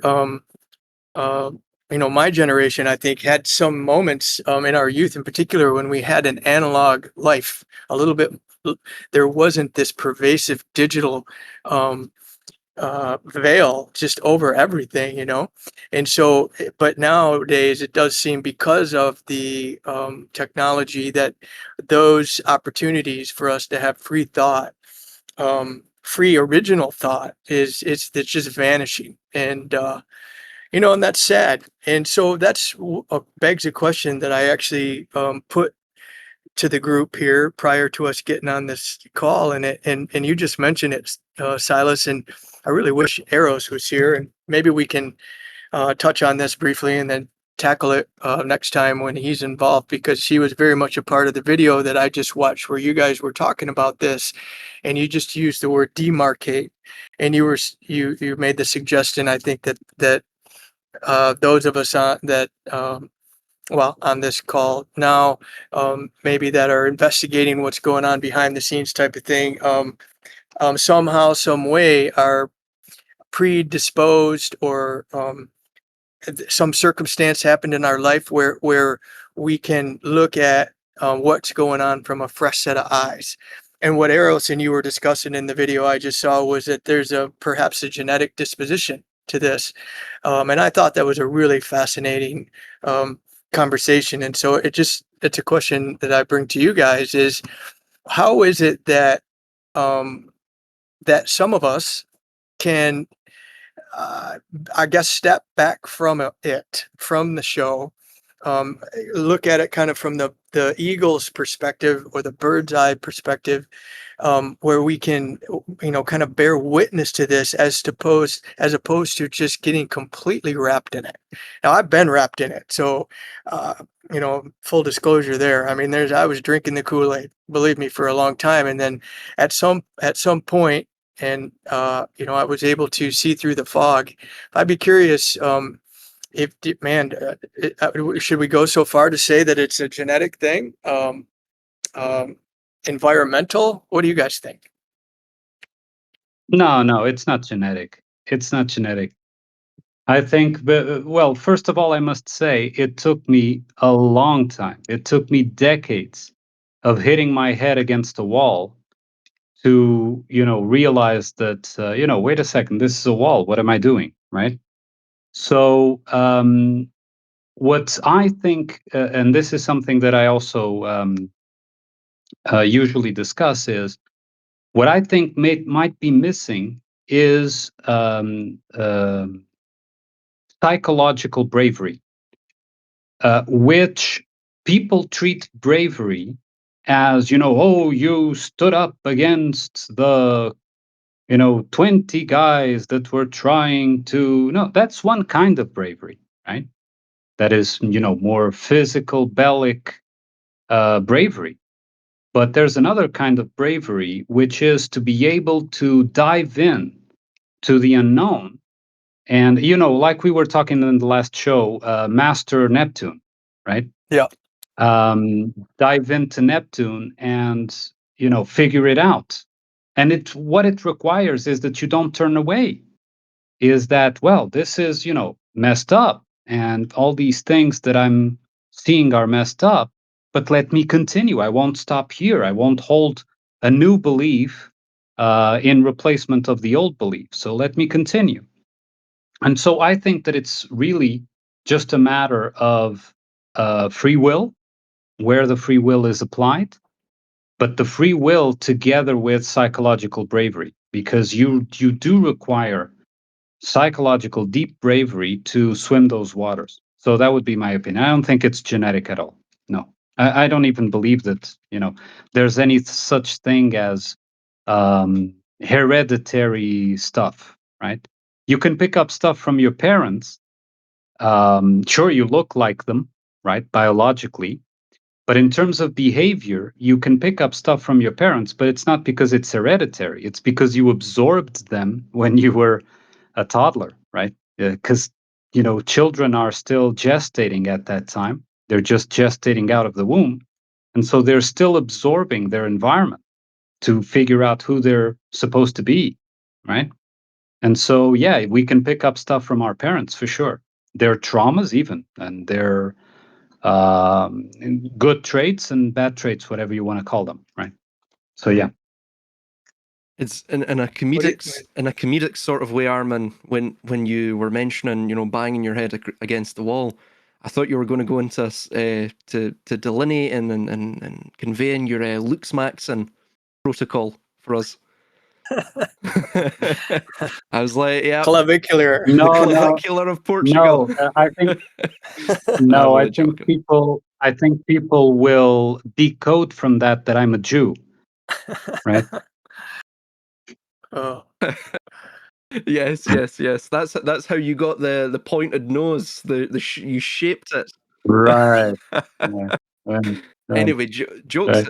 Well, I only have a pointed nose in the AI rendition that Noble got for our series, because I don't look anything like that, as you know. But well, I noticed as well you were rubbing your hands as well, almost like you were excited that this new series right. was. No, I'm only joking, man. But Yeah. jokes aside, it's almost akin to the hermit card. And I don't think it's genetic. No, I think it can be triggered by certain geographical or locational factors. So, for example, I feel very almost inspired by Scotland itself, by the the hills, the mountains, the sort of romantic landscape of Scotland. And I'm sure Armin feels the same about Portugal. It's not necessarily a nationalism, because it actually goes beyond the bounds of politics itself. It actually goes beyond the bounds of even the given society that you're in. It's almost it's a deep-seated, heartfelt connection to the land, and that really elevates one's spirit, for me at least. Getting out into nature and things like that, and moreover as well, I've always thought very disparately and in a fringe way about certain things, right? And I understand if you there's a term that we have, a sort of phraseology, an idiom that we have in Scotland. I don't know if they have it in the rest of the world, but my mother always told me, if you fly with the craws, you get shot with the craws. The craw, by the way, in Scotland is our word for crow, right? Or the slang for crow. So if you fly with the crows, you get shot with the crows. So if you go with the herd, you're going to fall off the cliff in the process of the buffalo run, to sort of Americanize it, and to internationalize it. So, in a sense, if we understand society as an economy of signs, we are the hermits in terms of the hermit tarot card.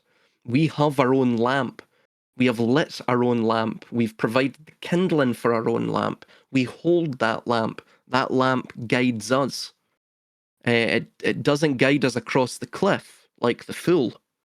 It guides us to the top of the fatal slope, and it allows us that vantage point. So effectively, what we're progressing to, because we understand our own limitations as human beings, and the sort of the potential deleterious and the potential deleterious effects and vulnerabilities inherent to the mind, is that we have understood that we have to psychologically and materially practice basically the self-generation of our own baseline reality. We can't leave that up to third parties, and nor can we actually sort of fall into the trap, even though it may feel good in the moment, to start generating from the bait that's been provided to us, right? Of course, we can explore these things, we can explore these topics, we can explore that the games that they're playing upon us, but again, that is all the lens of that, and the way that we're magnifying down on those certain details is always through the lens or the idea that they're utilizing these things as bait, as ARGs. They're utilizing these things and for informational warfare purposes, right?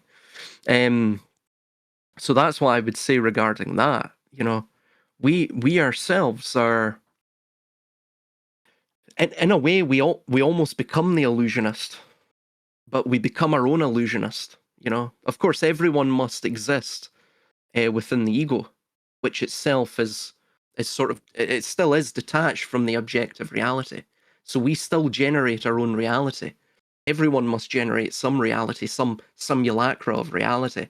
But we understand that we have to ensure that reality itself is of our authorship. It's not of the authorship of the system, and it doesn't aid the system itself for our own enslavement, right? And for the enslavement of our fellow man. So that's what I would say regarding that. And so in that sense, we generate our own signs. We generate our own reality, and that's the only way to live, really, and to ensure that you're not at the mercy of the system. So ultimately, I don't think it's genetic. I don't think it's genetic. No, perhaps certain lines are more predisposed to that. But again, how do you determine if that was genetic, or, for example, if it was just, you know, your sort of a cultural upbringing, your familial upbringing, right? You can't. So, for example, my parents were always sort of anti-establishmentarian, and not to the degree I am. Of course, they haven't looked into the degree and you know, through the layers that I have, right? And but they always understood from their own instinctual feeling, their own gut instinct, that the system, there was something wrong with the system. But of course, they tried to abide within it as best they can. So in that sense, you know, I don't think it's genetic. No. To answer your question, no, I don't think it's genetic. I think it's environmental. You know. Nature versus nurture Exactly. argument. Yeah. Yeah. Yeah, understood. And they could have some karma might play into this, but we'll have to save that one for another day. Fellas, I got to get going. I think that's a beautiful place, for at least for me, to make my exit. I look like a damn hermit, Silas, these days. I got gray hair and a long beard. Where's your beard, brother? Yeah. I'm a when I try and grow a beard, man, it's I look like it's a patchy. You know, it's just all patches. You know, I can't grow. I look like Mr. It's the same. Miyagi if I try and grow it. It's the same. It's the same when you try to grow your hair. Yeah, Oh. that's true. Yeah. Hey, did man, I would honestly look like Trevor Phillips from GTA 5 if I tried to, you know, grow a beard and you know, my hair and all that. Yeah, so I just, like, you know, I just keep it sort of clean shaven. I keep it the Buddhist way. You know, I look like a Buddhist monk these days. Yeah. Well, no. Nowadays you gain credit if you say you're doing chemo. Right. Right. You get the sympathy card, man. Go for that one. Yeah, That's a yeah. that's a good one. You get credit points. Yeah. Well, peace and love, fellas, and Zeal. Good to see you, but I'm hitting the road. Until next time, fellas. Take care. Take it easy, man. See ya, man. All right. Hello, Zeal. How's it going, man? How's it going? Not bad. Hello, all. Hello. Hey. How long have you got, Armin? Well, I can stay a bit longer, of course, at least to hear what Zeal has to say. But yeah, I can't stay much longer because I got something early morning tomorrow. But yes, go ahead. Well, Zeal, you watched that Michael Jackson movie, did you not? I did.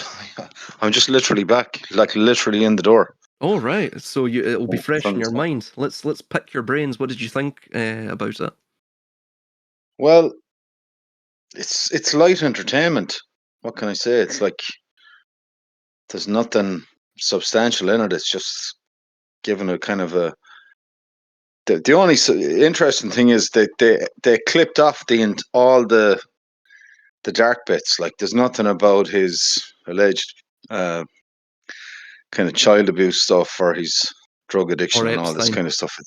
No, Epstein. I didn't. Is he connected with Epstein? Yeah, he was pictured in several of with the whole Epstein thing. Yeah. Pictured Really? several pictures. Yeah, several photographs. He was with oh God, forget her name. Aretha. Is it Aretha Franklin? I don't want to. It's a black soul singer. I forget her name now. It might be a Jesus. Franklin, but yeah, and Clinton. But Oh my. the photographs look very strange. They look. Yeah. They don't look real. Just put it that way. The way that they're posed, it just doesn't look real. But that, who knows? Is Epstein real? Well, that's the thing. That's the thing. Is he real? I mean, we've been discussing this White House correspondence dinner event with Thomas Cole Allen. I mean, of course, that looks extremely fake. The potential ARG with that, which is this Henry Martinez character. I don't know if you've been looking into that. Basically, it's a Twitter account that mentioned in 2023, the 21st of December, so 21/12, 2023. So this is some 3 years before the event that he just mentioned Cole Allen, right? And interestingly, it was June 2024 sometime that the whole Butler, Pennsylvania first Trump assassination attempt occurred. This event here was exactly 21 months and 12 days after that event, was hence so 21/12/2023. And then, of course, as well, you have the banner image on the Twitter account of Henry Martinez, who only made this one post, Cole Allen. If you reverse search that image, it goes to the EU Time Machine page, and then that image itself goes back to a 2021 artist. Interestingly, the image contains a sort of pareidolia. It's actually pareidolia artwork. It contains the image, the outline or imprint of the impression of the famous Butler, Pennsylvania photograph that they staged of Trump, raising his fist with the American flag behind him that they had just lowered. Well, basically that you can see the imprint of that in this picture. So everyone, of course, is running around saying, well, clearly as time travelers, they have looking glass tech. There's it's like John Connor, they're sending the Terminators back, right? These tripartite named Terminators back to take out John Connor, or aka Trump, and the savior of humanity. This idea, right? So, and of course, in 1980, Trump gave a very strange interview. I think it was on Oprah. It was some late night. No, it was actually a late night TV television show. I forget now what it was, but he stated in it, jokingly, of course, that why are the time travelers trying to kill me? I'm just a real estate agent, So, and of course that became a meme in 2016. It was sort of a joking sort of meme at the time when Trump was running for the presidency the first time, 2016, and now it's sort of cropped up again. And so what you're seeing here is it's almost like a modern mythology that's being it's surrounding this, not just Trump, but the very system itself. That they can bend reality. So if they can bend time and space, of course they can bend reality, and if they can bend reality, they must be God. So it apotheosizes the state. What are your opinions upon that? If you've Well, looked into that as well. well, it's a little bit like the Michael Jackson phenomenon. Like he came out around the time of MTV, and like if you peel it all back, there's a couple of kind of good songs, great pop songs. He's a good dancer, good performer, great dancer.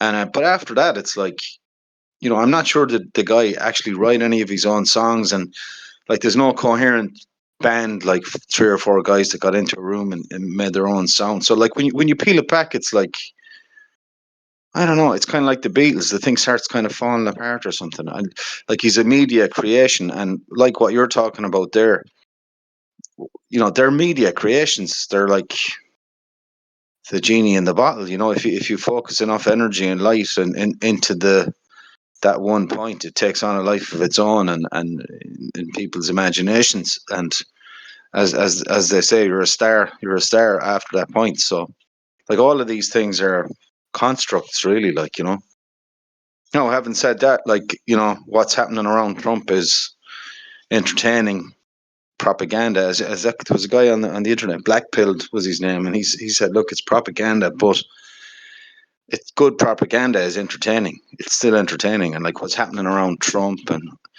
Iran and, all these narratives, Epstein, it's all kind of entertaining, like kind of drama, soap opera, dramatics and strangeness and kind of, you know, Uh, you know, similarly with Michael Jackson, it's drama and it's entertainment, but like it's a kind of form of propaganda. So you know, propaganda and marketing, politics, the creation of personas, and the focus of mass attention is a kind of is the modern art. It's an art form. It is like a sorcery in an art form. So, but it's people believe it and they want to believe it. So if you say that the emperor has no clothes on, if you're the one who stands out and said, "Hang on a minute," often you find that you're the one who's kind of spoiling the party for everyone else because it's so good, it's so enjoyable to believe and to focus the attention on this stuff that actually anyone who says, "Hang on a minute," like the emperor has no clothes on here, you're kind of spoiling the whole thing. So, I but that's do you strange. recall some years back we went on this show and they were talking about, just the topics of the day, sort of news and political punditry and the sort of dramatization of all. And I remember you went on and you were saying, why are we talking about this? Essentially, you said, basically, cui bono, right? Who gains from us talking about this? And they're saying, but we have to talk about this or we won't know what's going on, right? And then one of them went on about Trump and Christianity and how this is the way we're going to save America and the world and blah blah blah blah blah.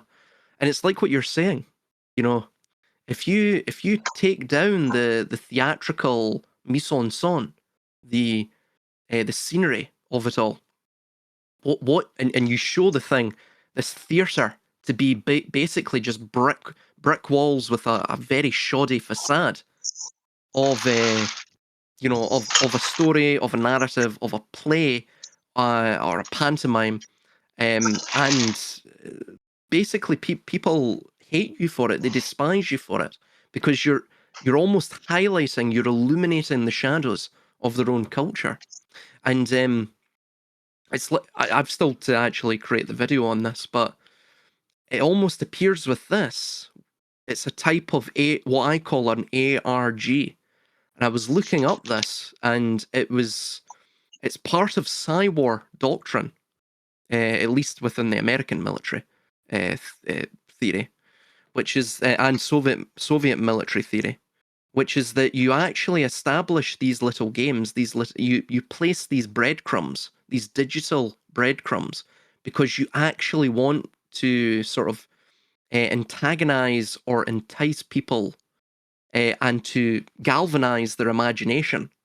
So they ultimately create the mythos that surrounds the system itself, right? They apotheosize the system, but it's not just that.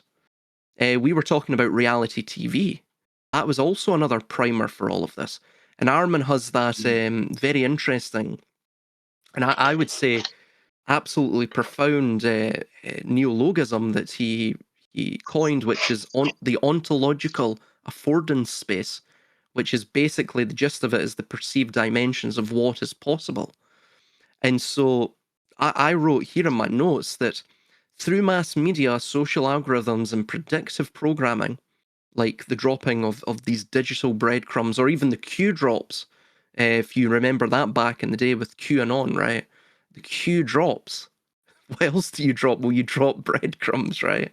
And through this, the system vastly expands the target's imagination. So again, people are cynical. If you want to direct them, you don't do it through force. You can't do it through direct force. You have to, you can't even do it vis-a-vis persuading them. And thus, with modern propaganda, it's not about persuading them of a specific idea and its merit. It's actually to get the target to develop the idea themselves. This is in Yeah. cognitive framing. This is called the IKEA effect, right? You disproportionately have place higher value with those things you feel you at least partially or directly have some semblance of creation in. And it states here, by bombarding the psyche with extreme scenarios, utopias, alien invasions, global collapse, or, the grand shadows of conspiracies such as staged crises, and making the staged crises look as though it's, it looks uh, incontestably staged. It looks fake. It looks like an inside job. All this. They prime the individuals, be them mainstream or, of course, of the growing dissident class, to believe the incredible. And then this hooks the target's desire and immerse them in the ARG, which becomes the society by and large from there. So they are no longer operating an organic physical reality, but in fact they are operating within the boundaries of a simulated affordance space, or basically a simulated reality, a reality TV. What are your opinions upon that? And just while it's fresh in your mind, the Well, regarding my Michael Jackson, do you think there's a myth being created there too, with well, perhaps it's utilizing this? it's interesting you say that because, like, I don't go to the movies really, right? I just don't do it. I don't go to the cinema. But I heard it off a couple of people, like, oh, the Michael Jackson thing is good. There was a bit of hype, and I heard it kind of verbally. So we went to see it, like, including herself. And I thought for a second, why are we watching this movie about this deceased pop star? Why is it resonant? Like, why did it resonate? And I think it's because he came from that era. He's like an antique or an artifact from the last known point of reality. Like, at that point, things were real and tangible, and he was a guy. He was a star who was portrayed as someone who believed in hope and healing and love and togetherness, and all this kind of fluffy kind of stuff. And so I think that's why it resonates, because people are looking now for a window back into what they perceive was the last known point of reality. But ironically, he himself is a construct of the industry. So it's an artifact of an artifact of an artifact. You're looking into just more synthetic rubbish and, just fluff, and but that's all that's left. That's all that resonates is the synthetic. And outside of that, then there's nothing. So there's a kind of a stark, or there's a huge challenge when you step away from all this kind of, from the synthetic, and you start, well, I'm going to find the real world, right? And you step outside your front door and you look for it. And I think that, for me anyway, there's a challenge there to try and pick up the pieces of, well, what's here anymore? Because society and reality and consciousness have all sort of gone off on one. You said it yourself, Silas, not so long ago. You said, you were up around the cairns and the archaeological kind of features around Scotland, up in the hills, and up the moors or wherever, and you said you just didn't feel that same kind of mystical connection with the thing, because I think it has actually, the force of what we're talking about has interfered with the space-time reality of the world around us, and has kind of shattered it, and are created into something else, into kind of a synthetic something. And outside of that synthetic something, I don't believe there is anything. There's just a desert, an emptiness. And I think if you wake up to the psyop, correct me if I'm wrong, but I think you're in a place where you may face a desert, a kind of an emptiness, and a a Well, void. I myself disagree with that aspect, Zeal, with my personal experience, because actually it was after disconnecting, in the sense of seeing it for what it is, that the connection to the organic world, the actual physical organic world that is there, Mm, became stronger. mm, In my personal experience, right? mm, So what happens, and what may be happening with the example you gave about Silas, and I will of course let him say his piece on this, because it's his experience. But what may be happening is, what usually happens is that people bring with them to the physical organic experience this alternate perception based reality. And by superimposing that perception onto it, you see the beauty of things, but that beauty has a filter of, yeah, but this is the same world where, I don't know, the Epstein children are being eaten, mm, right? Or something like that, right? mm, And so that is what spoils, in that sense, the actual direct um, contact with the world that is actually there. Because, like I said, and repeating, in my experience, it was actually the other way around. mm, It was when I realized, for what it is, the scripts and the programmings and etc., for what it is, that I was able to step back and actually see what is there. Be it a city, be it the countryside, be it whatever, and be able to be marveled again at the magnificence when it appears. yeah. Magnificence, be it of a place, be it of a person, be it Mm, of art, um, that kind of thing. So, um, you know, I don't think that once you go to the other side, like what you mean, and correct me if I'm wrong, is when you step outside of those scripts, that you see a desert. No, quite, to me it was quite the contrary. I was able to see what I couldn't see before, yeah. because I was imposing a perception onto what was actually there. Mm, And with that perception comes all the stress and the anxieties and the fears and the whatever of the things that you would hold as beliefs. I mean, you would hold as facts, right? But they were actually beliefs, and they were the ones interfering. mm. Well, I would concur with that, specifically regarding that. Looking back on it retrospectively, on those comments, and I do recall that actually.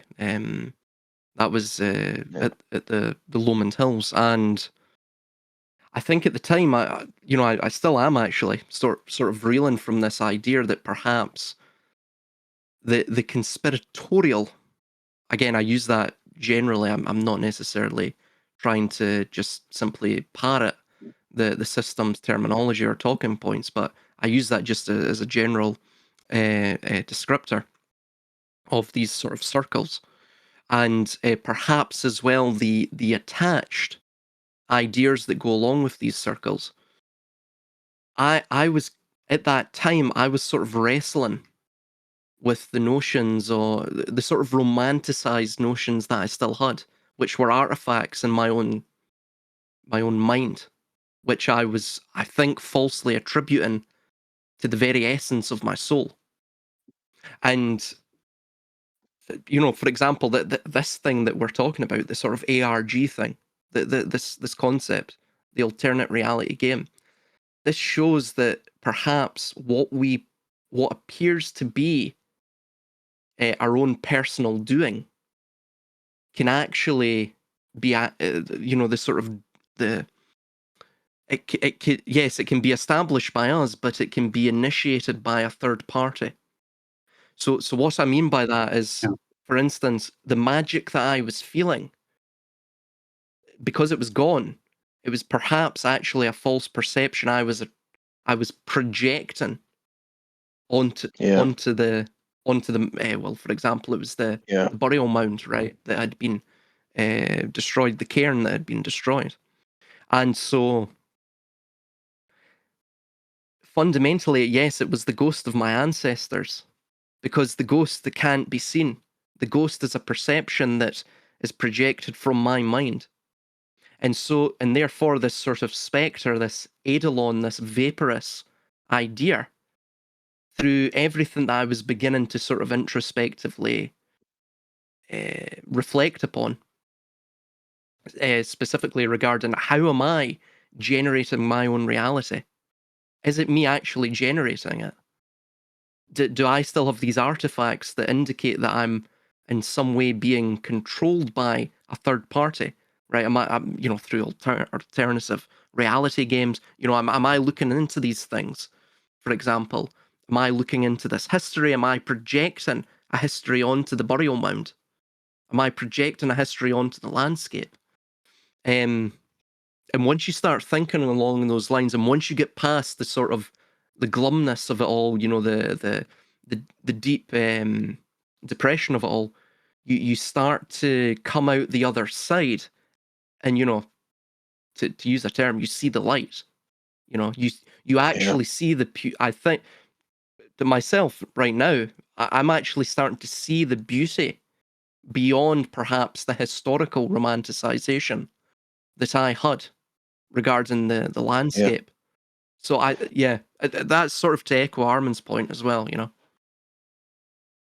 Well, I think lately, kind of what has taken me past that point a little bit, or is starting to take me past that point, is this, like you say, a sense of wonder is beginning to develop in me a little bit again about the world, and it's strangely has come in through the trying to understand about, of all things, electricity and the world around us, the atom, the atomic states of matter and electrons and plasma and these kinds of strange phenomena, and the way the technology is, how the human body works. All these things are kind of stimulating a kind of an interest in my mind. That's just kind of a state of like wonder and a kind of a thirst for a little bit of learning and kind of. So I suppose, look at you go through a little bit of a waveform on things, up and down, and you're human at the end of the day, and you're not necessarily in a depressive state, but you kind of get to a point where you, as you say, Silas, you're projecting kind of non-entities onto your own soul, or there was a term that Armin used to have. Trying to remember it now. It was a false memory. Mm. I think he used to. Yes. It was like a false memory, or a false persona onto your own soul, and trying to erroneously applying that to oneself in a kind of a false attribution error, false attribution error. Sounds like computer code, but that error state of being leads to a kind of an inertia. Mhm. But that inertia in itself is it's a prompt for you to search in different areas. Like, because if you didn't have the inertia, you wouldn't, again begin to search, or again begin to try and decipher. I think so. Maybe it has its own little place. These little moments of inertia. Yeah, what's interesting about that, what you just mentioned, this idea of the false memory, and I ask this as as a Scotsman, right? Because we have a very similar, I guess you would call it a false memory, to Ireland in this regard, right? Which is, it's not necessarily a false memory per se. There's probably a different term to be used here, but it eludes me now. And it's regard. So, for example, with the we went over the whole Irish Rising very recently, right? The whole protest, the fuel protest. Mm. The Irish government appears to be almost. It seems to be predicated by a sort of false memory itself, which is that the Irish Free State stepped in. And by the way, I say this because the devolved parliament in Scotland is doing a similar thing. So is the sort of what do they call it, the Senate in Wales, or it's similar things, a devolved parliament, and that is they're almost taking the historical enmities towards England primarily, or the idea of the British and the sort of imperial yoke of the British, and the historical injustices, and they're almost imposing themselves as the false savior in that. So, Yeah. you know, to not to dwell on that, but to ask the sort of question, it would appear that a lot of the legitimacy of governments are based around these false memories. In fact, civilizations themselves are based around it. Another example, by the way, is the US. For example, this is actually the most egregious example of this, which is that you have the president. So let's take the federal government. That itself is the false savior within the sort of historical injustices perpetrated by, again, the British imperial yoke to that of the colonists, and that the federal government stepped in to save the day. Now, they've managed to maintain their own legitimacy based upon that false memory that they are this savior. But look at it. I mean, it's so insane. The President Trump, Donald Trump, he stepped in on his first day. I think he signed 200 executive orders. I mean, that is more. Basically, he in a day had undone all of the legislative, what would you call it, progress that the Biden administration had made, and then some. You know, if you look at it, that is actually probably more. That's more power wielded and able to be wielded by a single individual, more egregious than any single emperor in Europe, more egregious than any monarch in Europe. Yeah. Yet that's still permitted because of the false memory, you know? Well, it's very interesting parallel. Like, you know, the monarch, they got rid of the kings and the royalties in Europe because they were corrupt. And here we are back again at square one. You know, they got rid of King Louis, the Sun King in France, and they beheaded King Charles in England. They brought in the, you know, party democratic system, and essentially now what you have in America, and by default the West, Europe, ourselves included, is a new high king, a new King Louis, who does as he likes. There doesn't seem to be any adherence to any sort of democratic mechanism. And if there is, I'm sure it seems to be controlled or completely skewed or interfered with or whatever. But to all intents and purposes, you're back to square one with King Louis, albeit a corporate King Louis. He's from a new bloodline. He's not from the bloodline of the old kings of Europe. He's from the Sabbath guy. You know, he's the goyim, the useful goyim for the big boys. You know, which he's a new high king of an empire of a kingdom that's about to crumble. Oh yeah, well, you have the Arc de Trump as well. He's trying to build this ballroom, huge. Yeah. I mean, the grandiosity dwarfs anything that you would have seen even at the height of well, maybe not Versailles. I mean, the Palace of Versailles takes the cake on that one, but you have the same sort of political intrigues going on as well, you know. But you know, to look at the Palace of Versailles and the court there of what was it, Louis the 14. No, it was the one before him. God, I forget now. It was in the 17th century sometime. It was 100 years prior to him, or so. And Well, come here. Is that a fair parallel to draw? That is he effectively a new King Louis? Is this a new Versailles? Is that fair, or is it off the mark? Do you think? oh no, it's totally the same. I mean, the Epstein scandal is no different than the affair of poisons. I'm going to have to get the individual's name, because I don't want to be historically inaccurate here. Yeah, La Affaire des Poisons, a major 17th century scandal. Yeah, sorry, it was Louis XIV. You're right. I'm sorry. And it was his mistress, Madame de Montespan, were implicated in using poisons, witchcraft, child sacrifice, also as well weird, lewd, lascivious, and sexually depraved things going on as well, No along doubt. with that, and fortune telling to remove rivals. And so the investigation led by Nicolas de la Reynie uncovered a vast criminal network resulting in 36 executions and 55 life imprisonments, including Catherine Deschades, known as Livoisin or Livoisin. I forget what that means now. And anyway, interestingly, her husband was a silk merchant, and I do believe, it's been years since I looked into this, but I'm pretty sure he was Jewish. So you have that Jewish angle there too in this. Exactly Well, look, like Epstein. it makes sense to me. Well, it seems to make sense that like the bigger picture here is to destroy democracy.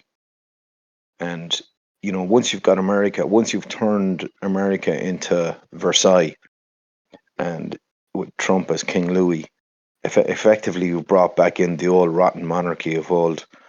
And once the inevitable happens, once the collapse happens, the rising powers like the BRIC countries are all primed anyway. They don't have anything near democracy. It's quite the opposite. It's all to do with corruption, greed.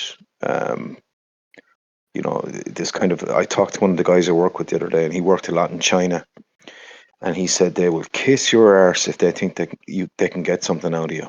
Yes, it's the same with And India as well, their culture. yeah, India and Pakistan. Yeah, he mentioned that totally, what's the word? Totally hubristic, total Sycophancy. arrogance. Yeah. Yeah, sycophancy, arrogance, all these horror. And I've actually seen it myself up close and personal, and I couldn't believe. Like I couldn't believe what I was seeing. As one in particular individual I got to know quite well, and some of the stuff I saw was like a stereotypical character in some movie, Hollywood movie, like with really like an extreme, exaggerated characteristics of arrogance. What's that? One of the seven deadly sins where you crave what other people have. There's a certain. It's not Envy. greed. There's another. No, is it avarice? Avarice, yeah, that's greed, yeah. Yeah. Yep. Yeah, avarice is kind of an old-fashioned, like this kind of extreme avarice, like just an extreme, very, very materialistic, and basically like it's just horrid, like values to us that would be extremely unattractive and just completely like stuff we'd be trying to hide. Even if we had a little niggling sense of it in ourselves, we wouldn't be, we'd be clever enough to try and hide it. But this is these people are projecting this out the front, like it's not hidden.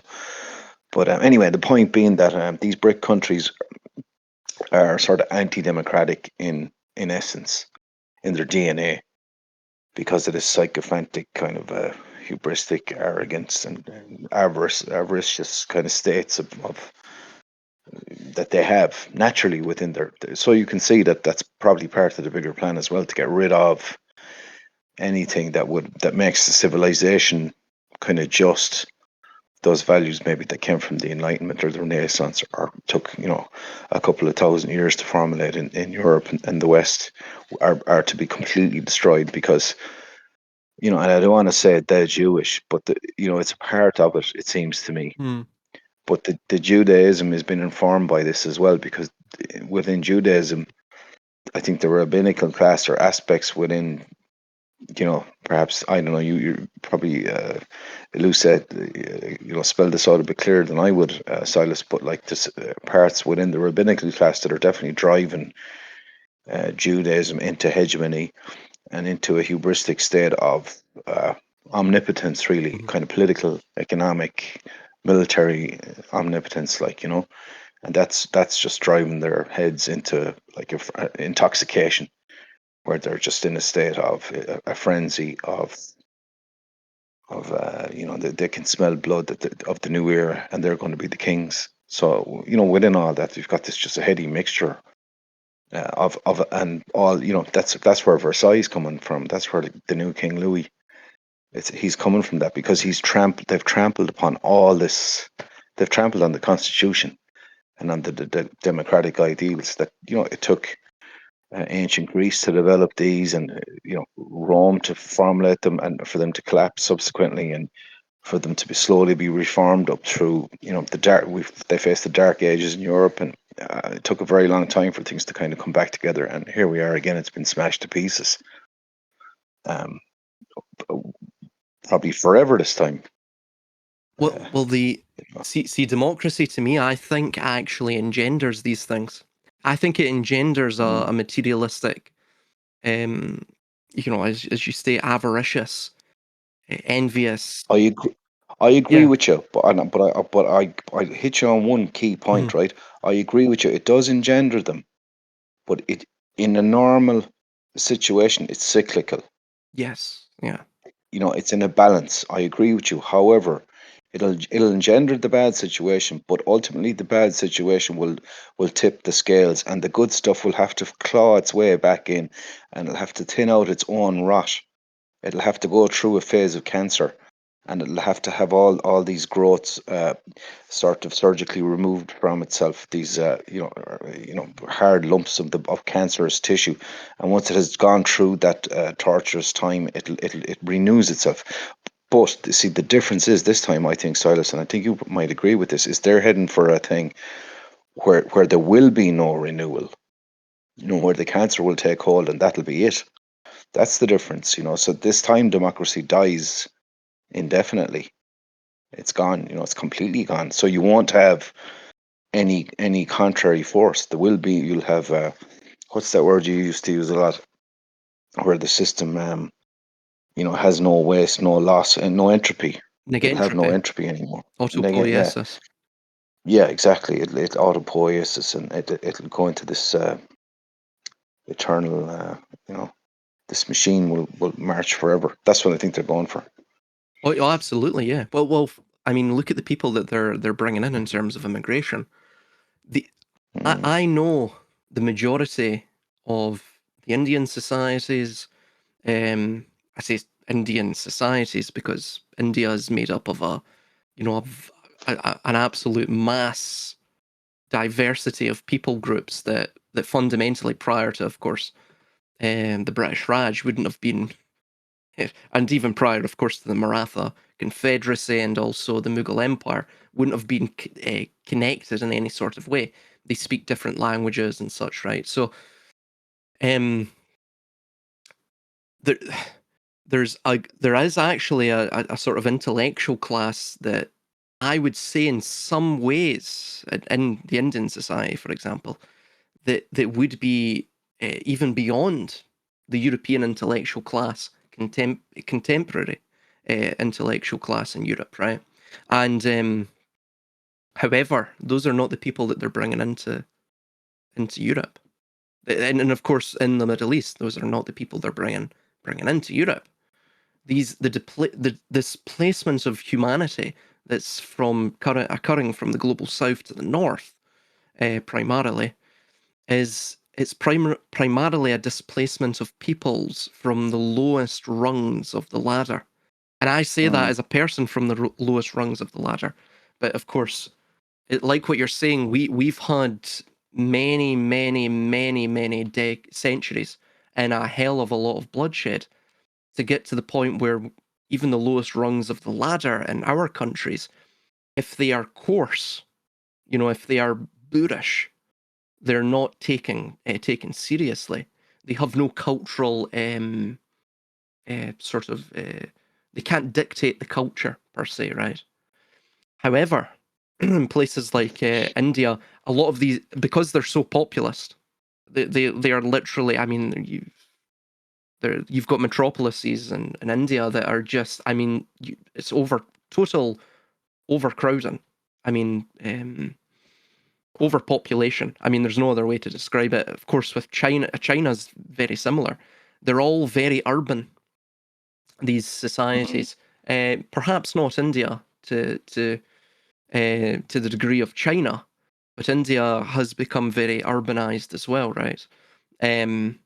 But what you see with these areas, these countries, perhaps not the Levant and the Middle East so much, also Africa, is that the people that are being brought here are, like what you're saying, they're very materialistic.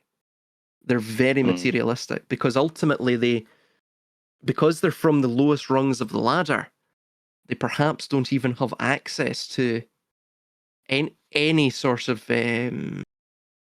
familial or societal structures that try to engender intellectual or academic or even spiritual growth, right?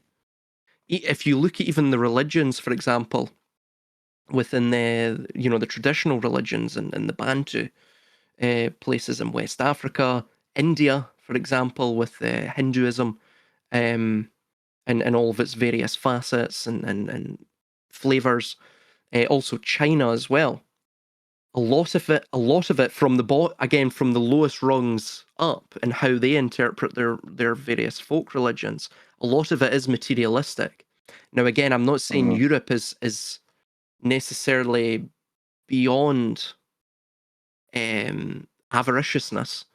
I mean, that's certainly not the case. I mean, for example, with the religions that we have here, especially Protestantism and Calvinism, and denominations like that, a lot. For example, they see the blessings of God within purely materialistic or financial constraints.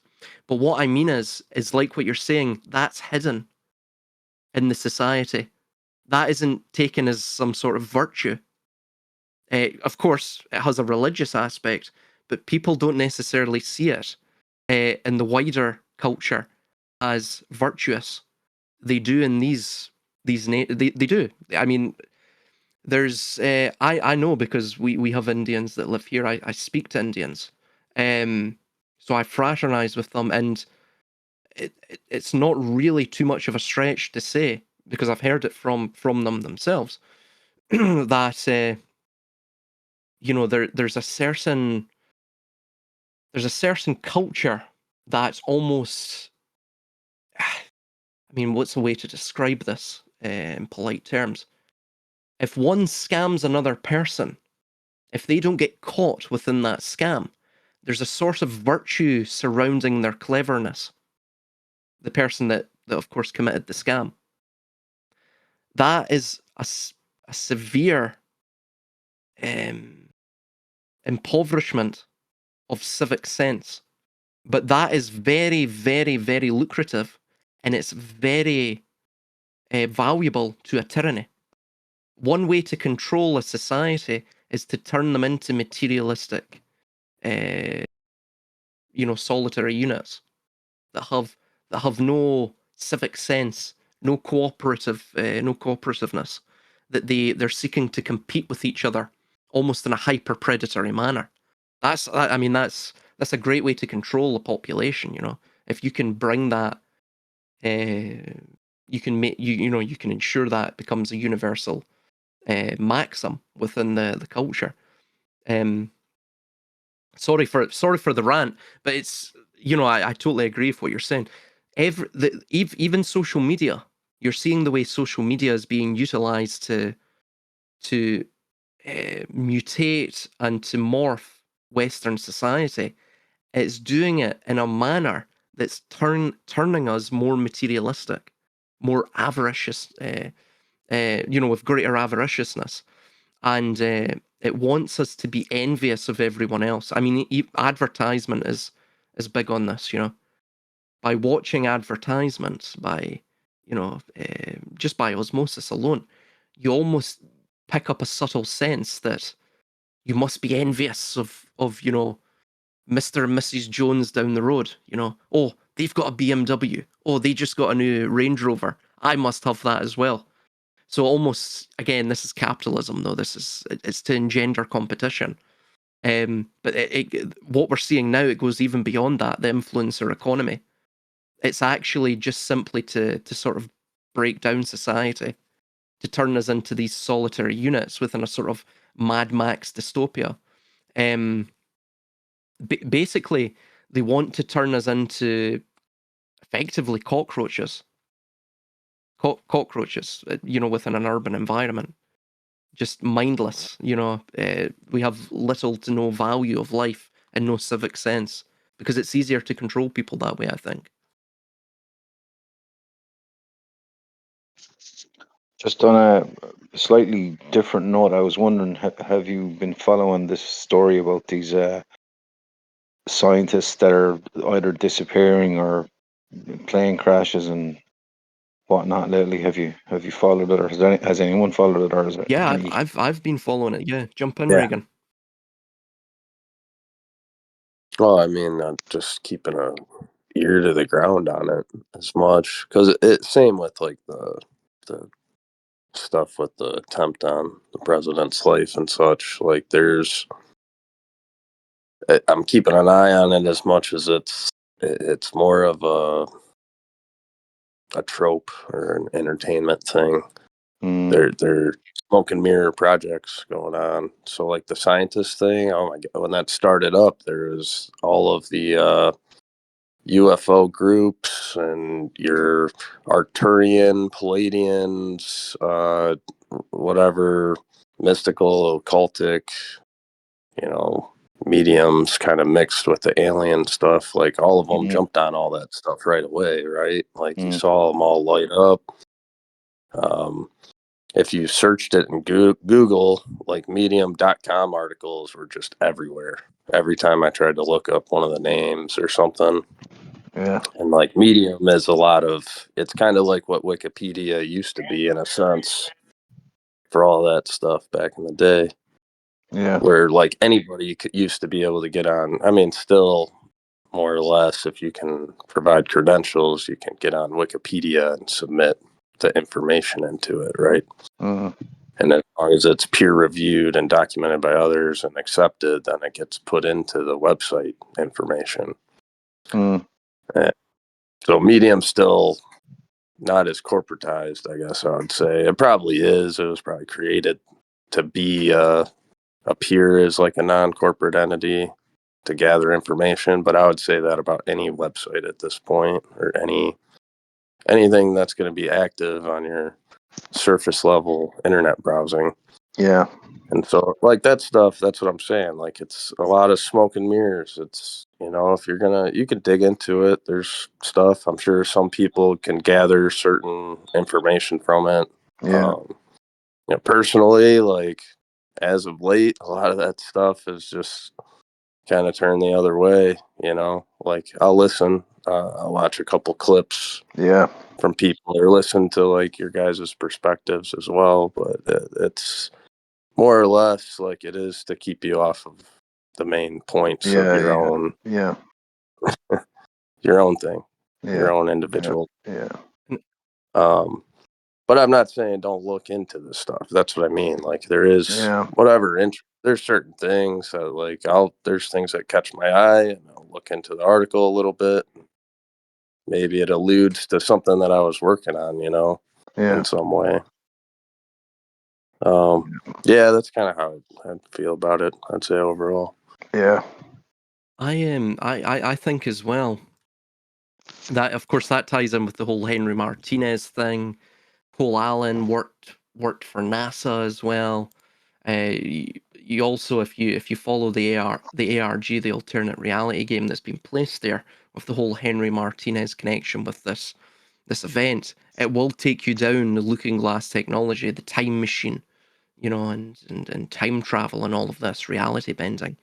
So I actually think they're now trying to, of course, I don't mean necessarily impregnate the culture with this idea, because it's already been, it's already taken root within the culture.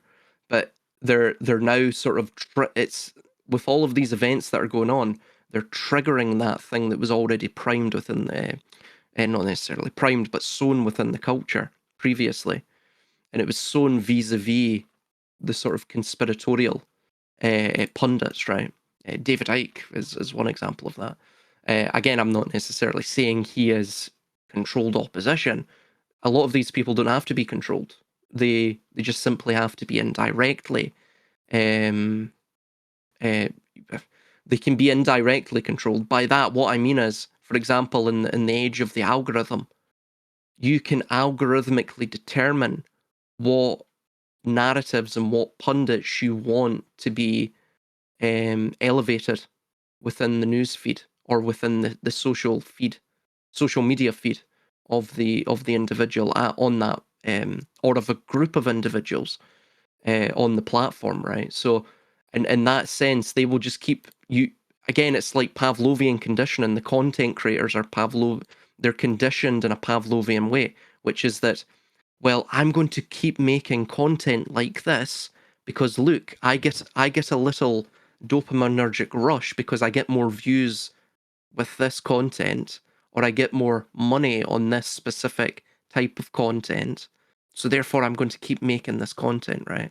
So this is how the system conditions us within basically what is modern day labyrinths, and where we act as sort of the humanoid lab rats, and they give us pieces of cheese, be it dopamine hits or, of course, ad revenue or whatever it may be, right? Sponsorships, blah, blah, blah, blah, blah, for our content and for our engagement.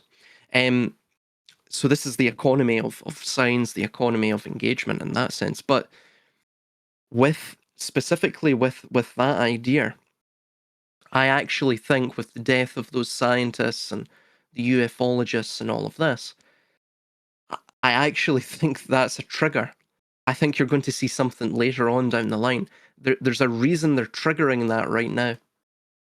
There's going to be a bigger event, and that will sort of round out the series of this version of the priming of the public for the incredible. More and more and more and more, you're seeing society become absurd. It's a theatre of the absurd, and in a way, it's a sort of macrocosmic example that you see of the microcosmic examples with content creators. So, for example, there's a game called on Steam. It's an indie game, and it's called Crater King, right? And basically, it's a satirical parody of content creation. So, for example, with content creation, you see a lot of, let's take, for instance, the category of content, which is pranks, right? You start out with little mundane, innocuous pranks. And then, because eventually you taper off, right? People lose interest. So you have to make the thing more and more shocking, right? So with this game content, Crater King, he starts off with little pranks, and then it it grows bigger, right? To get more followers. He then joins a war, right? And then he gets blown up, and then he goes to heaven and go so it's still live streaming at this point, in the game. And he's getting more and more followers, and of course the live stream chat's up, and they're like, has bra gone to heaven? What's happened? Is bra dead? And then of course God sends him to hell, and then the game ends, of course. But it's a sort of satirical parody to show that, again, content creators do this. I think the system is doing this as well. The system is basically a content creator, in a sense. It's becoming more and more incredible because it knows people's appetite for the incredible doesn't just plateau. Once it hits a certain threshold of the incredible, it needs greater and greater events of ever-increasing shock value to sort of maintain their engagement and attention with the system. So this is why things are going to become more and more absurd. And all of these events are priming for the greater absurdity. I think it will probably be like a fake alien invasion or alien disclosure, or perhaps even interdimensional being disclosure. That's something you're also seeing being primed right now too. Well, I saw Yeah, even. Go ahead, Reagan. just before we started this chat, I was watching that Tim Dillon's take on the alien invasion and Trump's being trapped in Iran. And that's exactly what he was saying. He's like, it's going to be this shitty, like, B movie alien invasion bullshit. Like, you know, he's like, watch, it's going to get worse. He's literally saying exactly what you're saying. So the synchronicity there is getting a little, and that's these characters like Tim and Sam Hyde too. He also posted a video at the exact same time going into the roots of like all of the casino stuff. Like here in America at this point, on basic cable television, we have an ad. Every third advertisement is for casino, slots, gambling, internet, digital, physical, whatever. And if it's not for those, then it's for basically sex products or pills, right? Are the other 2/3 of the content. And so he was going in that. He was saying it's going to get so absurd so that when they try to do this freaking B-rated movie Alien Invasion, you know, like, but he was also saying the same thing that like I've been saying for a while, where like the public in America at this point is either so desensitized or they actually are aware and don't trust news media or anything else at all, that they simply don't care. Yeah. At all. Yeah. Like no one at my work right now, if I go walk the floor, which I will sometime tonight here, I go talk to everyone, I'm not going to hear anything about Trump. I'm not going to hear anything about politics. I'm not going to hear anything about aliens outside of it being like, hey, did you hear that absurdity? Blah, blah, blah. Ha, ha, ha. Hey, so how's the what? You know, what are you doing this weekend? Yeah. Like, Same here, man. but then we have like our heads of state, you know, all the people on the screens and stuff. They're all saying that the people want this. They want to know the alien stuff. They want to know what happened with Epstein. They want to know, and that's not true whatsoever on the ground. Yeah. You know? Yeah.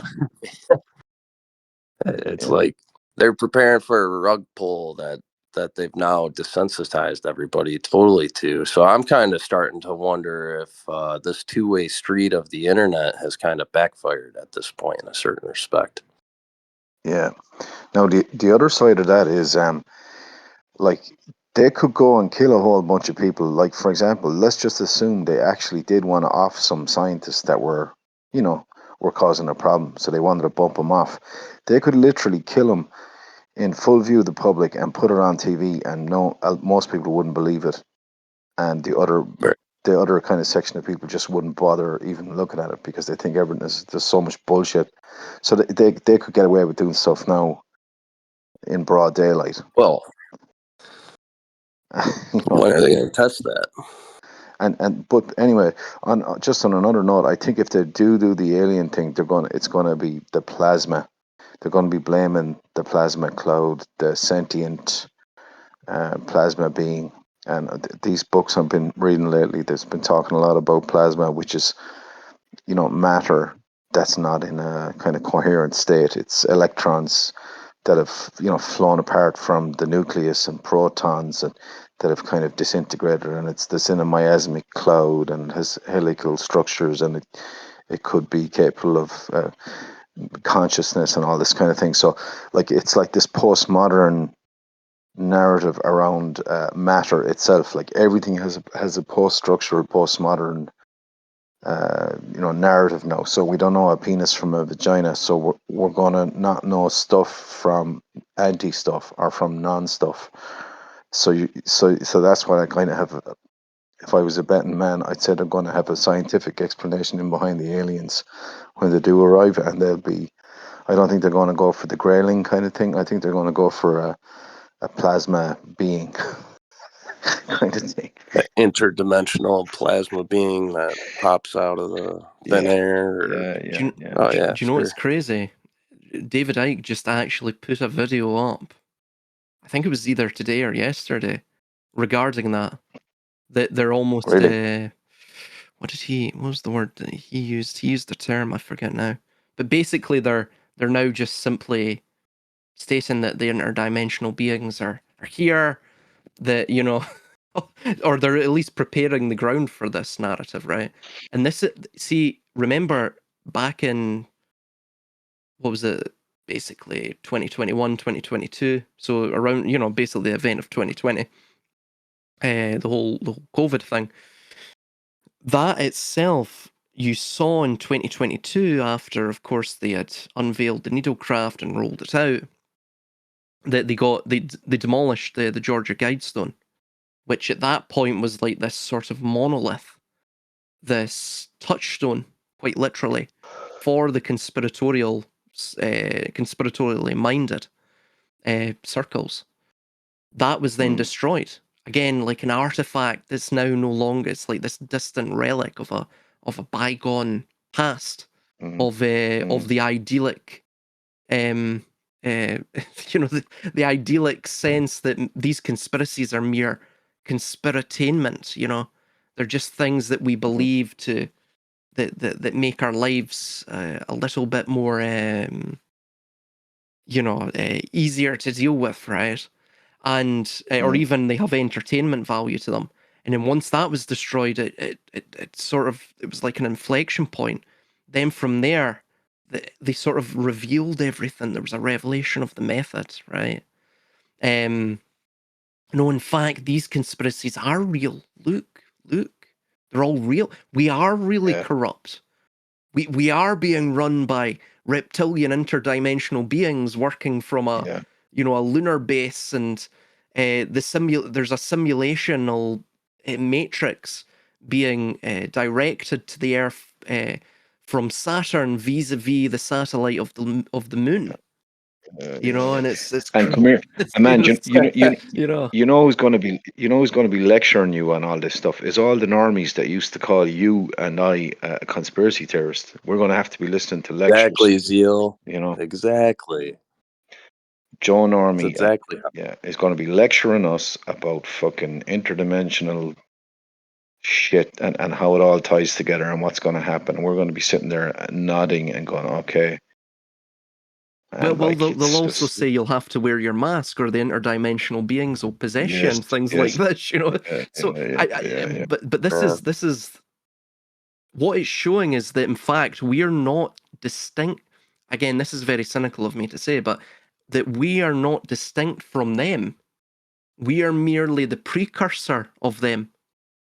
So it's so in a sense we are their future versions. We are basically the people that, again, it's like watching a movie, right? You're watching a psychological thriller. I've watched so many psychological thrillers and horrors. I'm not scared anymore of them. And nothing jump scares me now. I react to no jump scares. I react to no, very rarely will a movie catch me off guard.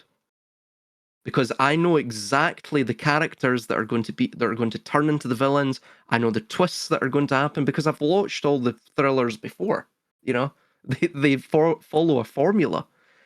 So effectively, we are the person that's watched all the psychological thrillers, right?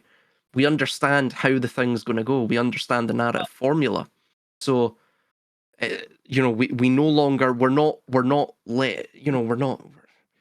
sort of left up to the jump scares. You know, we're not what's the word? We're not surprised exactly, or shocked like the normative masses are. So effectively, we're just the future versions of them in the past. So it's a sort of retro-causal loop that you see going on. And in fact, it's we've almost tilled the cultural soil and sown the cultural soil with the incredible. in a way. And of course, Yeah. that just germinates and grows into the normies, the next generation of normies. I mean, it's crazy to think like Slightly, that. a slight aside, but on the thriller, the psychological thriller, like going back to the Michael Jackson thing, you know, when he was at his zenith, like, you know, all the A&R people and all the industry people, record label people had to come around him, and you're talking millions and millions of dollars on the table here and a lot of money. This is a big deal decision, and they had to kind of decide, right, going into MTV, into this era, how are we going to catapult this guy into the stratosphere? And they decided on the horror movie genre motif for the thriller video, and where he's dancing around like a zombie and all that, like, you know.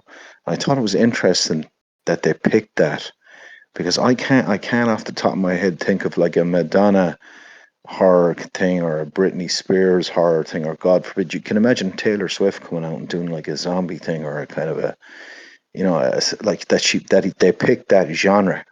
And I think in America, especially at that time, horror, that whole horror genre was really being pushed, and it was pushed in other ways as well. Like it came in through death metal and other types of kind of I don't know, like it kind of resonated somehow into the American psyche. I think at that time, that particular motif, for some reason, I associate a lot actually with the early '90s for some reason.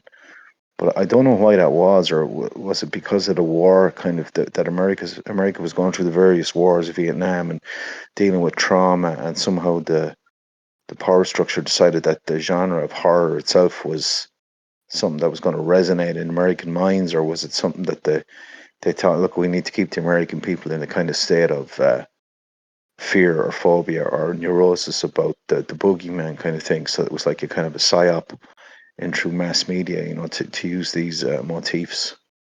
But anyway, I was kind of thought it was curious, you know. Here you have this big pop star, you know, African American, kind of, you know, one of the biggest names in music, and they put him in on a horror video as one of his main tracks, main kind of big hits, like, you know. Thought it was kind of unusual. Yeah, it is. It is very unusual indeed. I mean, that's spot on. It's almost reminds me as well. I mean, you know, the sort of upgrade from that was perhaps, you know, 15 or 20 years later with Marilyn Manson, you know, and that was Yeah, associated with the whole Columbine thing, and yeah, also other, And Doom. and Doom as well, yeah. So it, in a way, yeah. I mean, what you're actually seeing is a sort of a staged cultural a staged cultural progression, yeah. And in the way yeah, with horror too. See, comedy can be used propagandistically too, right? Again, if you laugh at a certain thing, then it sort of becomes normalized in your mind. One example, by the way, is the Carry On films. So within yeah, the 60s, when they decriminalized homosexuality, you had a lot of around about that time. I mean, especially the Carry On films. That one sort of flamboyant, eccentric. I mean, he was almost openly gay character. I forget his name now. He was an I actor know as the well. guy Yeah, you're talking about. but that was a stereotype that was going about at the time within television. Even starting in the late 50s, this sort of flamboyant, eccentric. Even the transvestite in the 70s as well. Again, it was sort of it was all framed in the light of comedy because it allowed people to Yeah, normalize it, right? Horror yeah, is a different thing. Horror's almost it's not necessarily designed to just normalize it. Horror actually crystallizes certain concepts. So, for example, have you ever watched the horror or thriller Megan? There was also another similar one with who was that woman who was in the Jennifer Fox. no, she was in the She did Transformer. Robot Surgery. Megan Fox. Is it Megan Megan Fox? Megan Megan Fox, Fox. yeah. Megan Fox.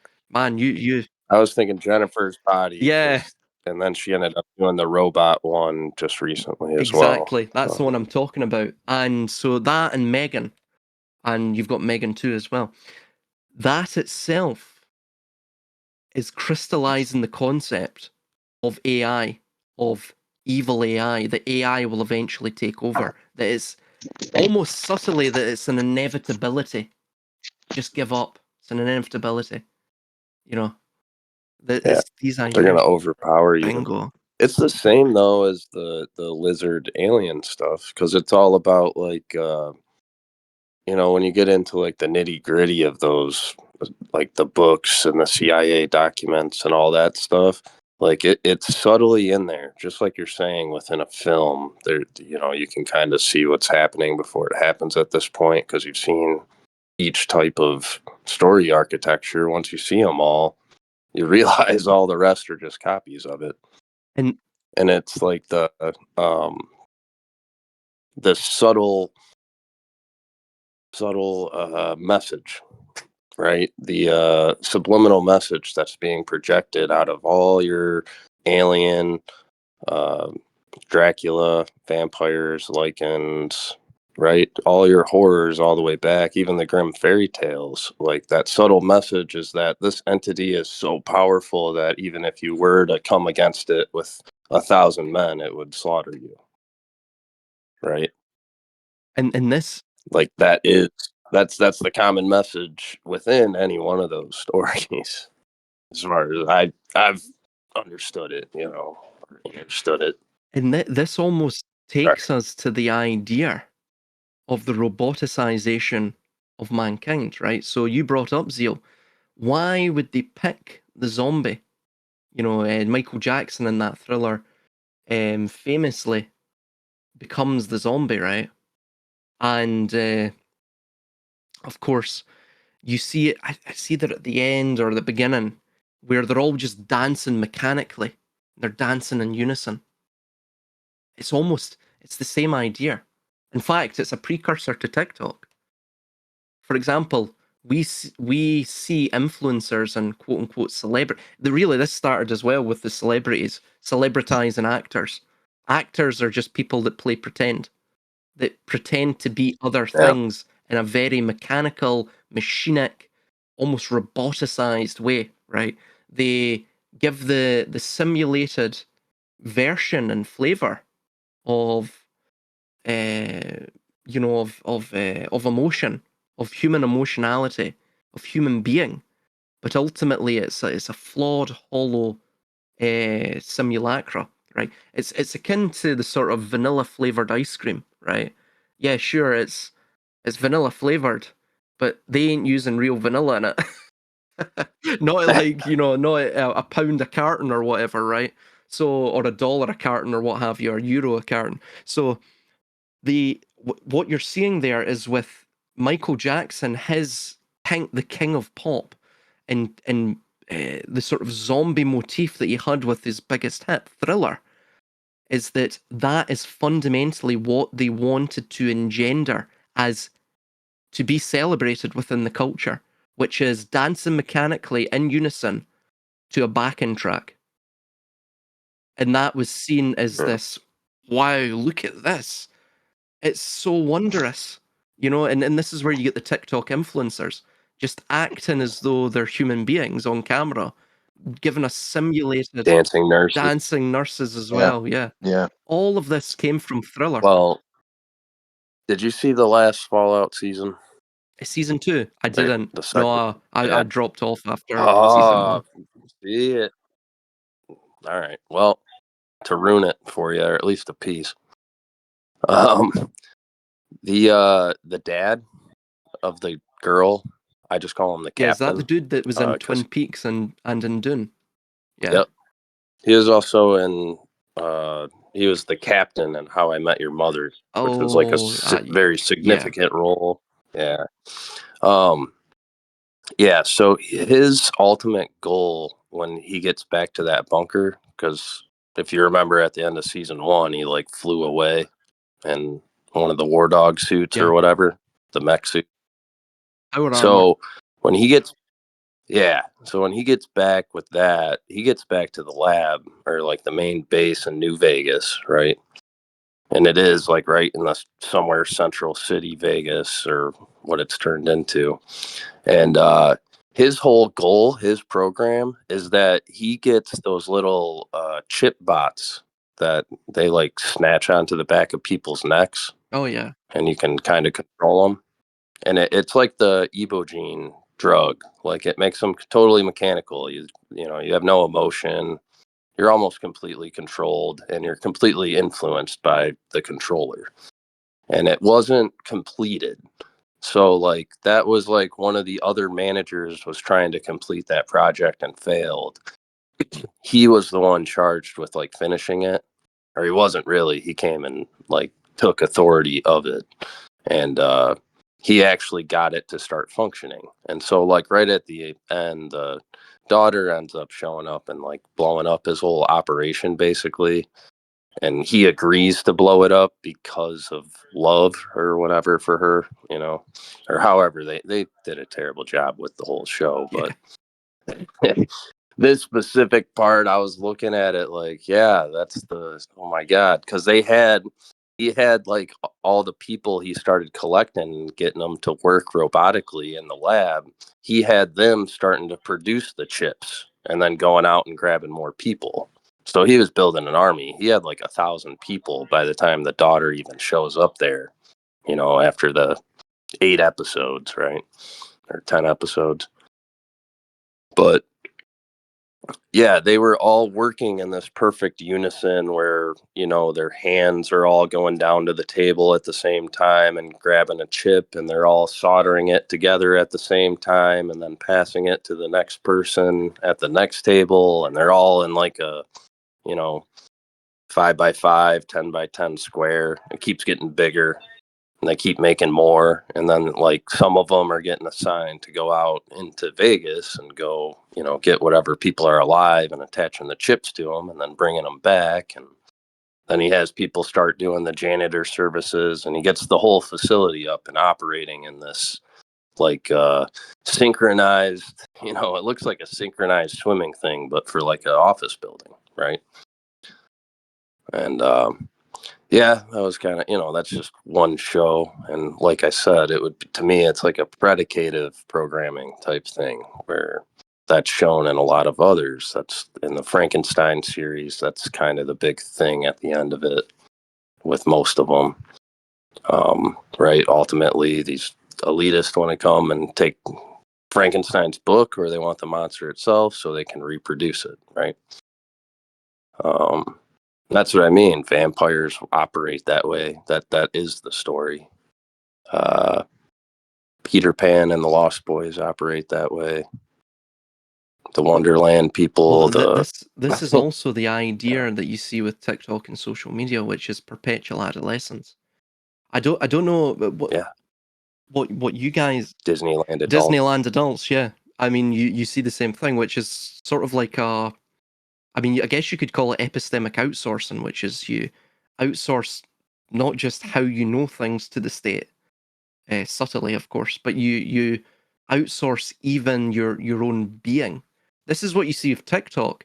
I mean, them dancing to the backing tracks and miming and doing, again, the dissimulative behavior of a human being, sort of in a weird sort of parody of a human being, which is TikTok essentially, and even acting in general. And so effectively they've universalized this to all of mankind. I don't know, Zio, would you say Michael Jackson was really the precursor, the forerunner of TikTok in this TikTok culture, especially the dancing? Well, I kind of think like once that new culture came in, it destroyed those superstars like the Madonna, Michael Jackson, like the mega global superstar thing was completely destroyed forever because it's like it sort of it leveled the playing field because there was so much content, and now you have influencers or have replaced these kind of mega stars because kids these days are watching an influential people that are, young, good looking, beautiful, whatever, hip, trendy, cool, but they're not like, they're kind of like anti stars, but they're sort of, yet are kind of occupying a kind of weird narcissistic space at the same time. But it's a totally different ball game, really. So one destroyed the other. The new hero destroyed the old hero, and so this you could go into it in a big way to try and get your head around it, but I kind of think that it's a new epoch. We're never again going to see those kinds of like stars in that sense. That's why I think this movie seems to resonate, because people are looking for a signpost from the old world to stabilize themselves. So it's like the thing you said with the political structure, where you're relying on a false memory of the English invading Scotland or invading Ireland to kind of prop up the government, whereas it's completely fake.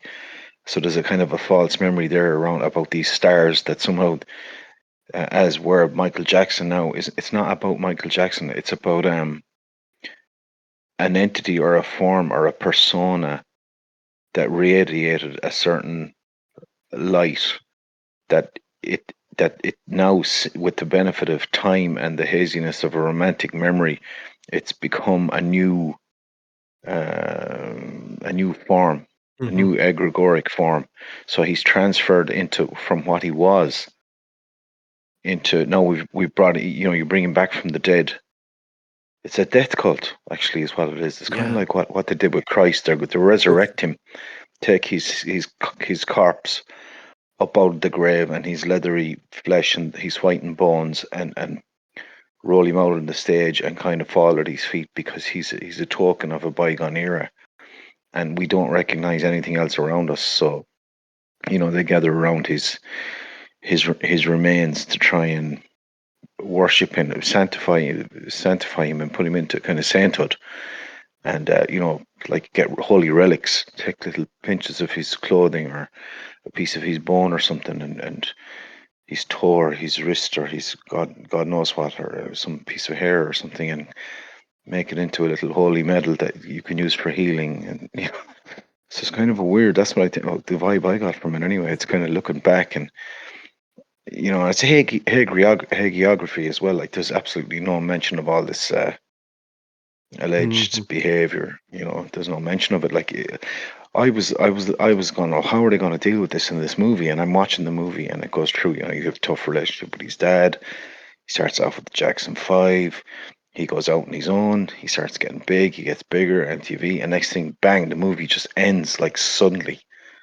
Like you just fall off the end of the cliff, at the edge of a cliff, and it roll credits. And you're like, hold on a minute, man. Where's Neverland? Where's the Macaulay Culkin? Where's all these kids it just stops They dead. only did the first half. Do you know? Yeah, the movie literally stops fucking dead in thin air. And I looked at her, and she looked at me, and I'm like, "Are you fucking kidding me, man?" They literally sidestepped the whole thing. The whole thing. It just stops dead. Roll credits. Like Right. you're watching Just this the thing. rise. Just literally bang. It's like you put a bullet in the back of the head of the story. It goes London 1984, and it's the Thriller tour or whatever the hell it is, and he's up on stage, and you're like, okay, I'm waiting for the next thing. Bang, roll credits. The end. So I couldn't And so believe it, man. you got to the top of the first mount of the roller coaster at the last click, and they went, "All right, that was it." Yeah, that was And they it. brought you Exactly. All right, that was it. back. It was like, Everybody dismount. yeah, and the audience we were looking at each other. Everyone was kind of looking at each other in the theater, going, "What?" What the fuck? And it was like, no, none of this shit happened. It was all good, and thanks for coming. Hey, and even Bubbles the chimp was AI. It wasn't a real chip. It was going around with this kind of like, even the tech hasn't properly, even at this point in time, it still looks dodgy. Like you're still looking at a chimpanzee Yeah, that it's still looks like fake. fucking shit. Like it's like this thing It, bobbing its head and it reminds doing me these of cringy smiles. when Eddie Murphy was in the car with Seinfeld. He was talking about Michael Jackson. He said you would go around, and when Bubbles got older, Michael would say, don't go near the cage, Eddie. Don't go near the cage. And he'd say like, Bubba was there, shaking the cage, don't go near it, Eddie. Don't go near it. I mean, the way Eddie Murphy says it was hilarious, but it just showed the utter absurdity of the thing, Bubbles the chimp. But do you know what's weird? I wanted to ask you, I don't know if you've seen all the other sort of biopics, these sort of autobiographical things. Like what you're saying, they're like walks down memory lane of this monoculture that's now dead. It's almost like it's like necromancy through film. Yeah. You had interest, and I noticed this pattern, and I actually thought it was a bit of a cultural development, which was that effectively we were living on the fumes of a monoculture. That our culture was dead, and we were simply just sort of, trying to get high off the nostalgic fumes of it. And by the way, this also ties in with what you saw in video games too. You saw a lot of remakes at this time too. And by the way, of Disney, you saw a lot of live action remakes as well. But anyway, and also all of the other franchises like Star Wars and that and all. But notice this: you had 2018 Queen, the Bohemian Rhapsody. That was Rami Malek given a performance as Freddie Mercury. And then we had Elton John, Rocket Man 2019, which was Taron Egerton. And Motley Crue that same year, which was Douglas. The Dirt. Douglas Booth. He was playing Nikki Sixx, and there was a couple of other individuals as well. MGK was playing the drummer. Exactly, yep. And there was another English actor as well involved too. And Bob Dylan, Timothy Chalamet, 2024, yeah, you're right. playing a complete unknown. Yeah. So literally, you're just necromancy. They're just literally. Some of them are not dead, of course, but they're effectively dead in terms of their creative look at output. some of them though. They're all like pale, ghostly white, sunken eyes, and that is the characters they're playing. Are also the party rock star role, kind of. You up all night and sleep all day. They're kind of like gothic, emo, that sort of style, And gothic emo is intrinsically linked with, death, and that kind of stuff. Like it's, heavily occulted. It's completely covered in all of that, which like I said The Dirt because I remember that one for sure. It's like even to call it The Dirt, and it's about Motley Crue. They had the releases of the Heroin Diaries leading up to that point. And then, wasn't it Jeff Tremaine that produced that? Who was also the head producer of the Jackass franchise. And he wanted to make that movie about Motley Crue for 20 years. He wanted to make it back in 1996. And the Jackass stuff fell into his lap first. And he couldn't get the funds to like do it back then. But he wanted to take the VH1 behind the music stuff from the 80s and 90s and put it into film, into the major medium, right? The silver screen. And then they did, right? Eventually. That was, like you said, was it 2019, Silas? Must have been 2019, yeah.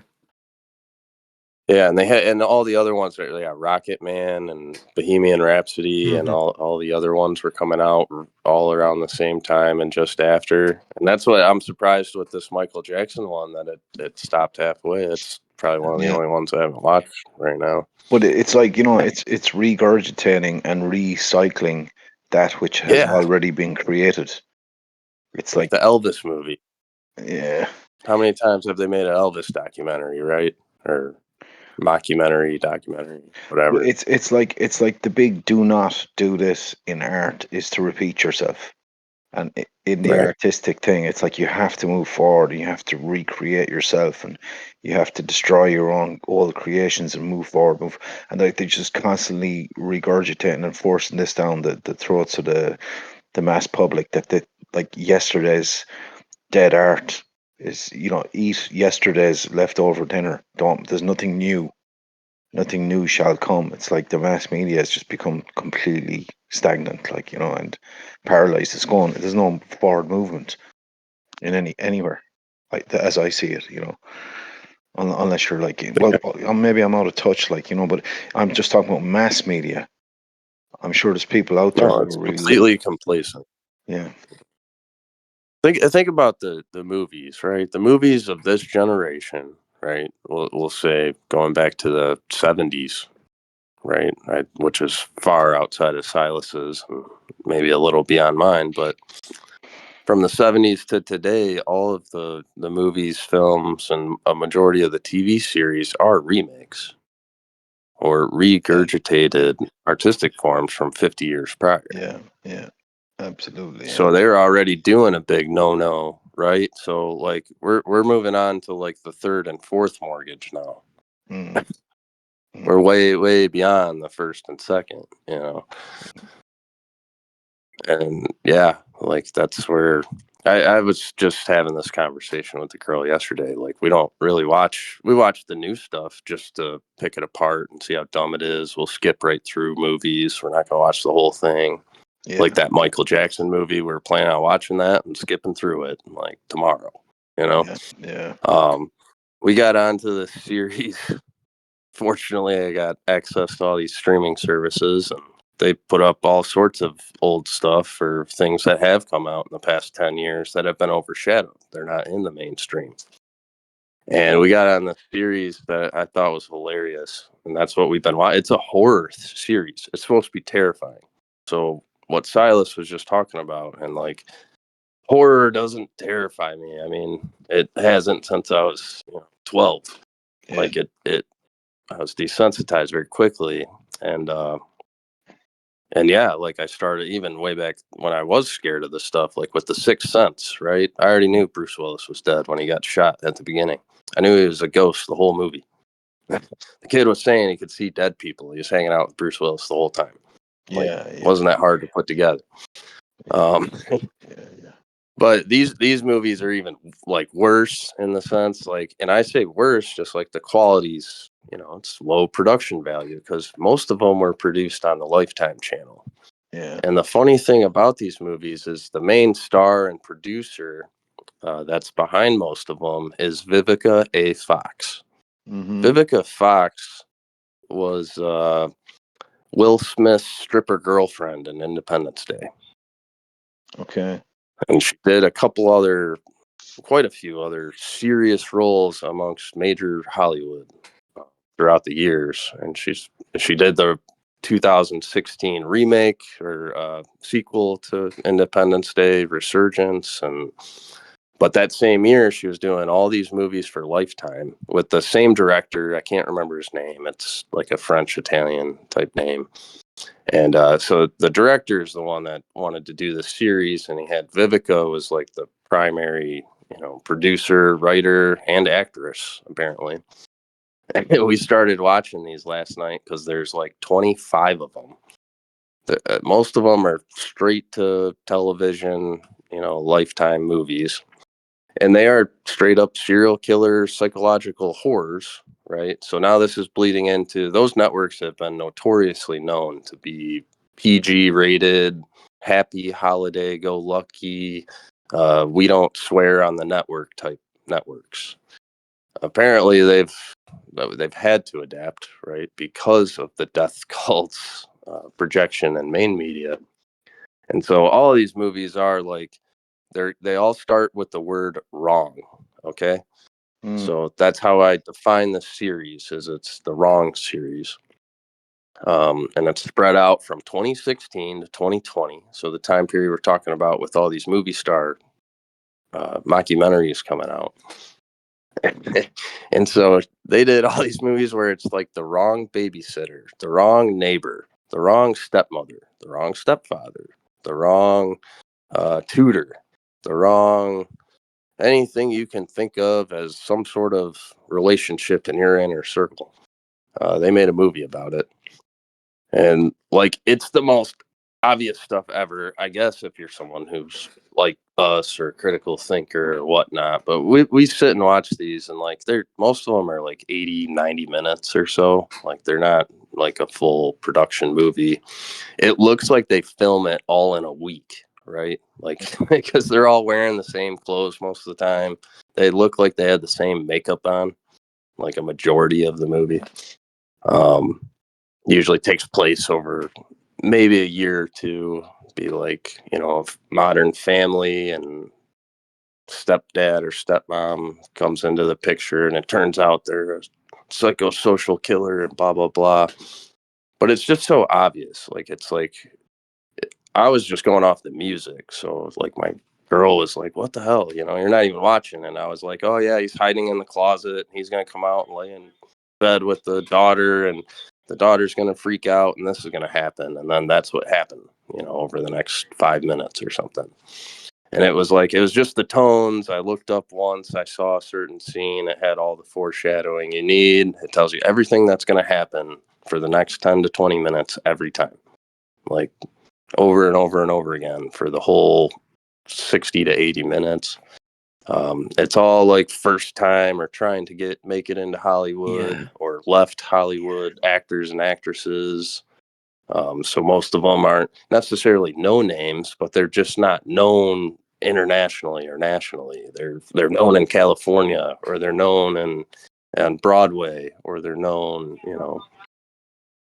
So they do like okay, but they're just they can't fake it all the way because they aren't totally sold out like your Hollywood celebs and the other people. Like they've maintained a moral structure, and they still have like families and live in what would be considered like a suburbia lifestyle. I think as well, a lot of people can't make it nowadays.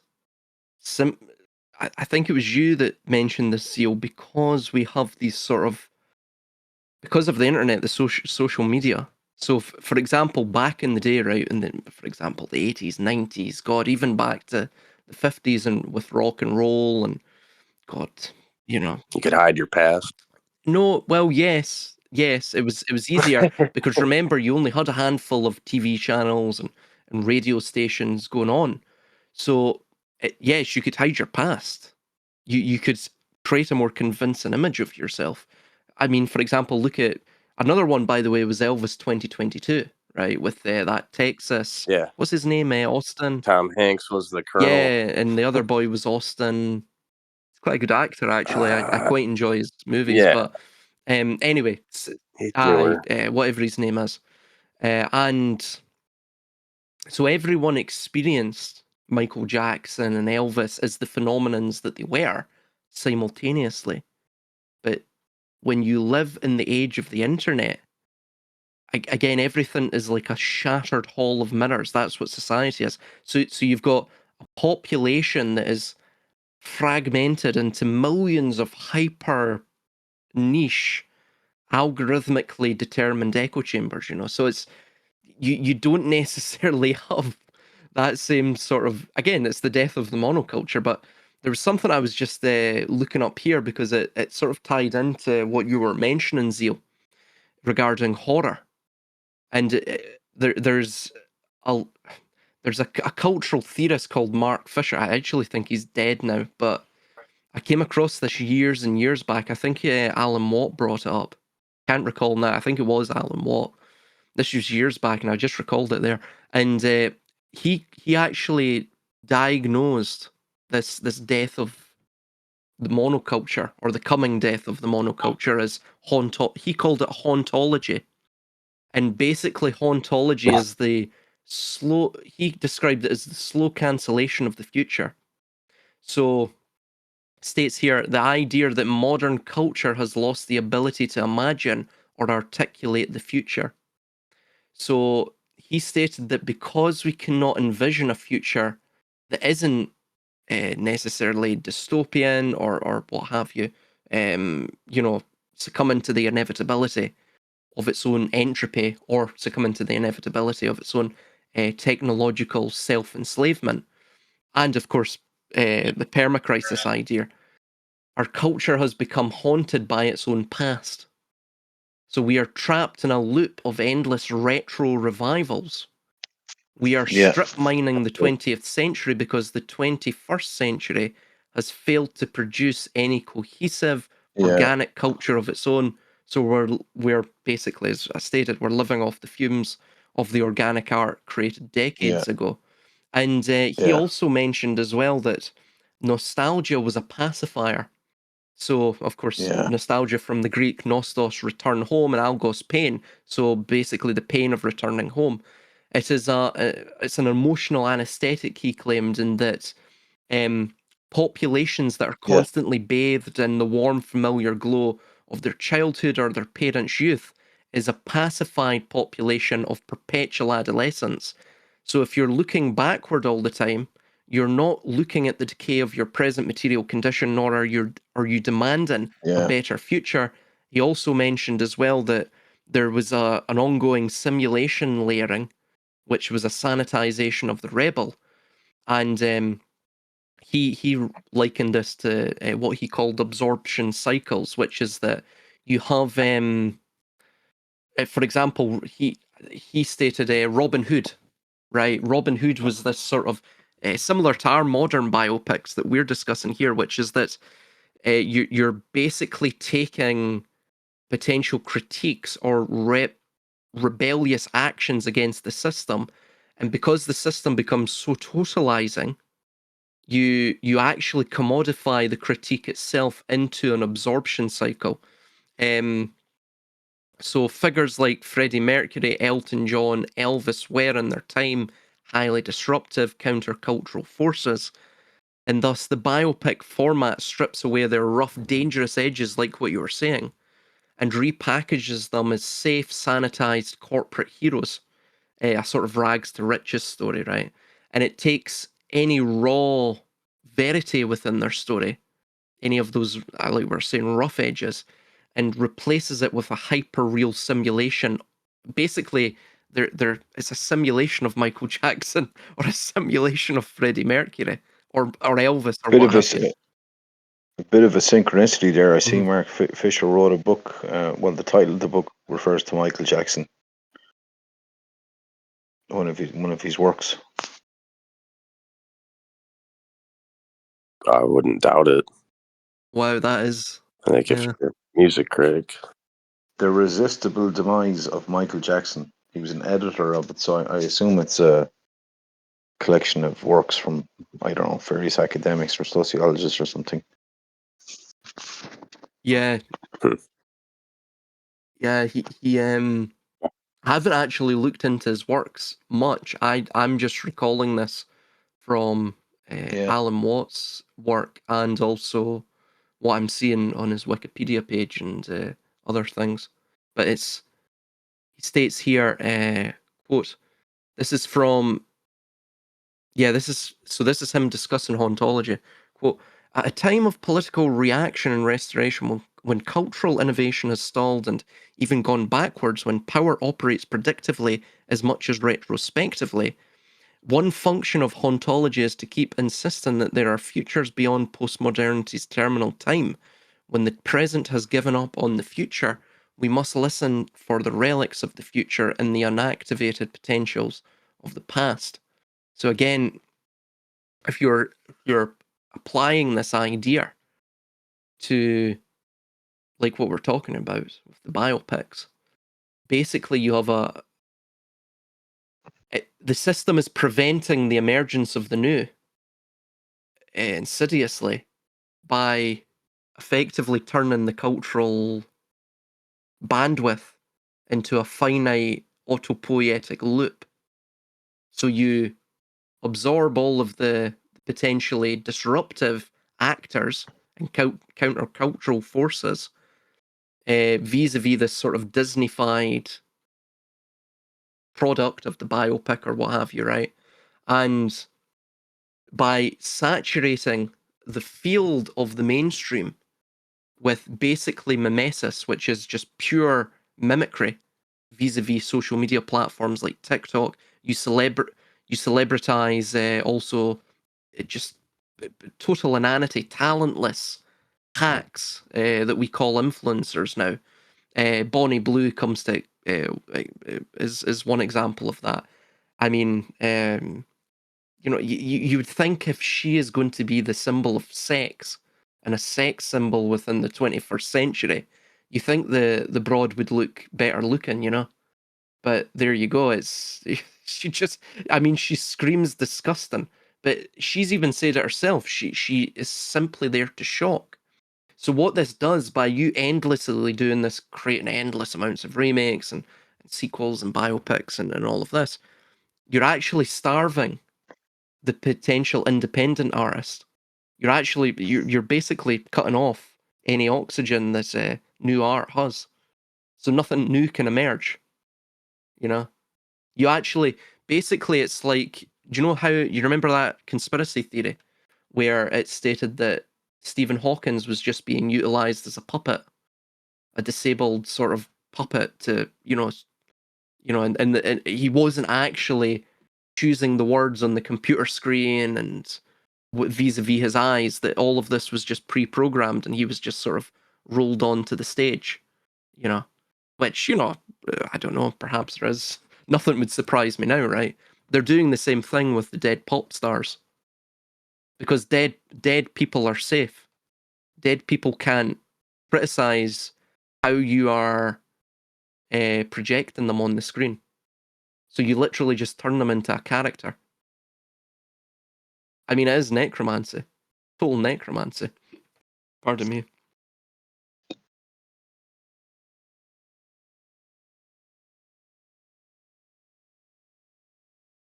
I don't know.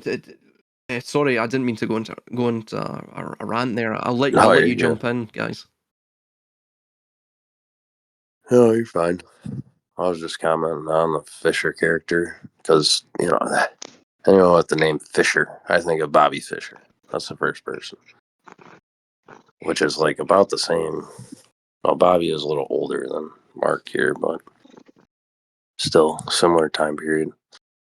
That's actually who I was thinking of as well, because I was thinking, what's that guy's name? That did the Yeah, no, Hauntology. Bobby is the master chess player. Yeah. I was thinking of Bobby Fischer at the time. I was like, no, it's Mark Fisher.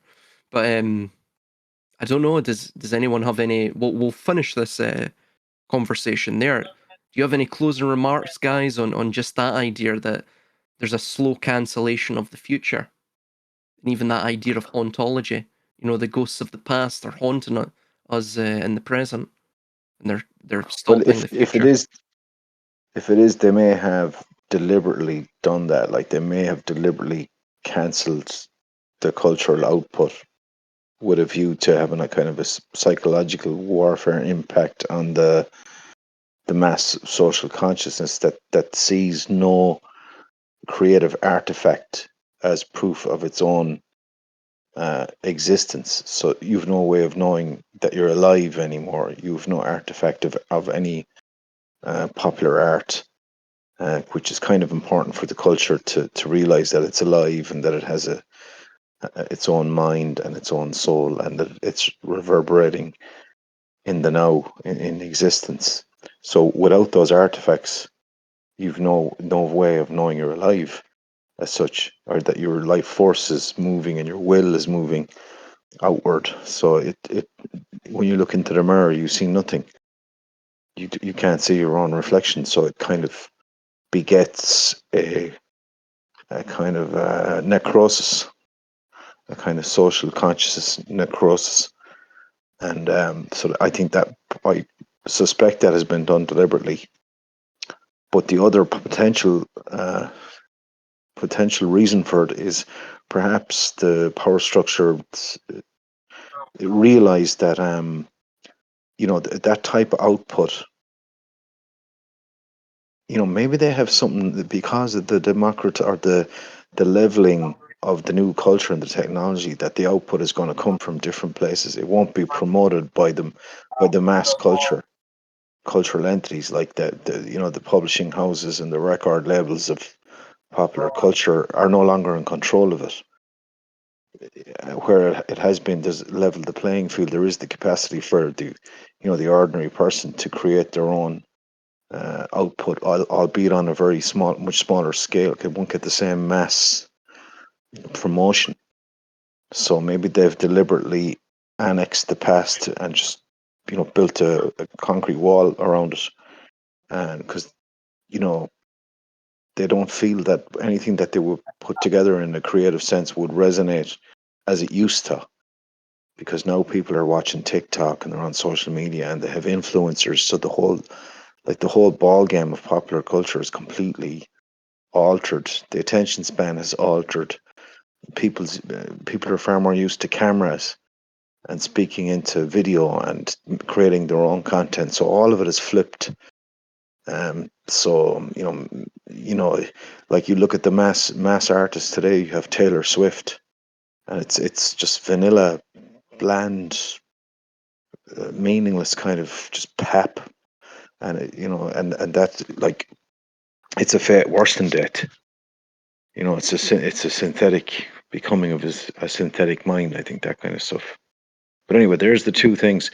Either it's been done deliberately to create this necrosis, or they feel that they can't do what they used to do, so they're kind of moving in different circles, maybe. What's your opinion? What do you think specifically? I have the sense that they are. It's a death cult, that they're doing it deliberately.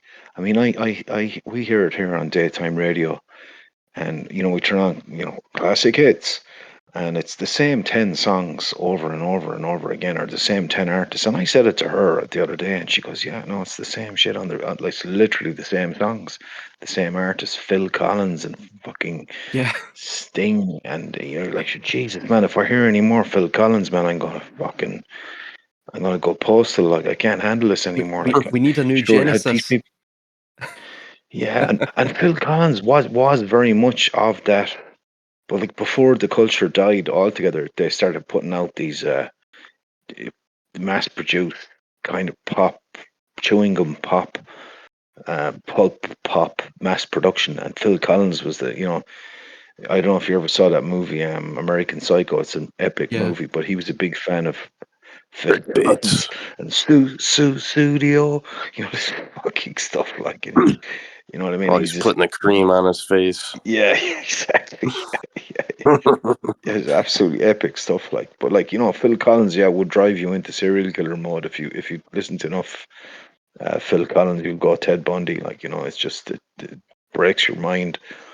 And so no, I do think that they've done it on purpose. Because it's effectively they're trying to store up as much chaos as possible to change. I think that's what's behind. They want things to change, and they want people to be discommoded, and just they want to pull the rug from under people's feet, and that they're moving into the new dawn, the new illumination, the morning star, Lucifer, the age of Aquarius, Homo Deus, all this good old stuff. And to get into that mode, you need to create as much kind of social chaos as possible, because once people are in a state of disarray, that's where you can bring in the plasma aliens and the human tech kind of, what do we call it, the biodigital stuff and all this kind of stuff. Deus Ex Machina. Yeah. Incidentally, they had in the Michael Jackson movie, they had him watching James Brown. So James Brown was the original sex machine. I think Michael Jackson stole a lot of Yep. his dance moves from James Brown. Anyway. Yeah. But yeah, that's what they're at. yeah. Even your man there that Yeah. you just mentioned, Silas, like, I'm looking at his thing there, and straight away it's like Louis Althusser and fucking Gramsci, and all these people are like tied in with Frankfurt School, and they're straight away, even though the guy's stuff sounds interesting and like intellectually stimulating, and you're going, oh, I might get one of his books, and then you look at some of the references on the Wikipedia, and straight away it's the enemy academics, and you're like, oh, here we go again, the postmodern kind of. So, like, it's hard to have faith in anyone.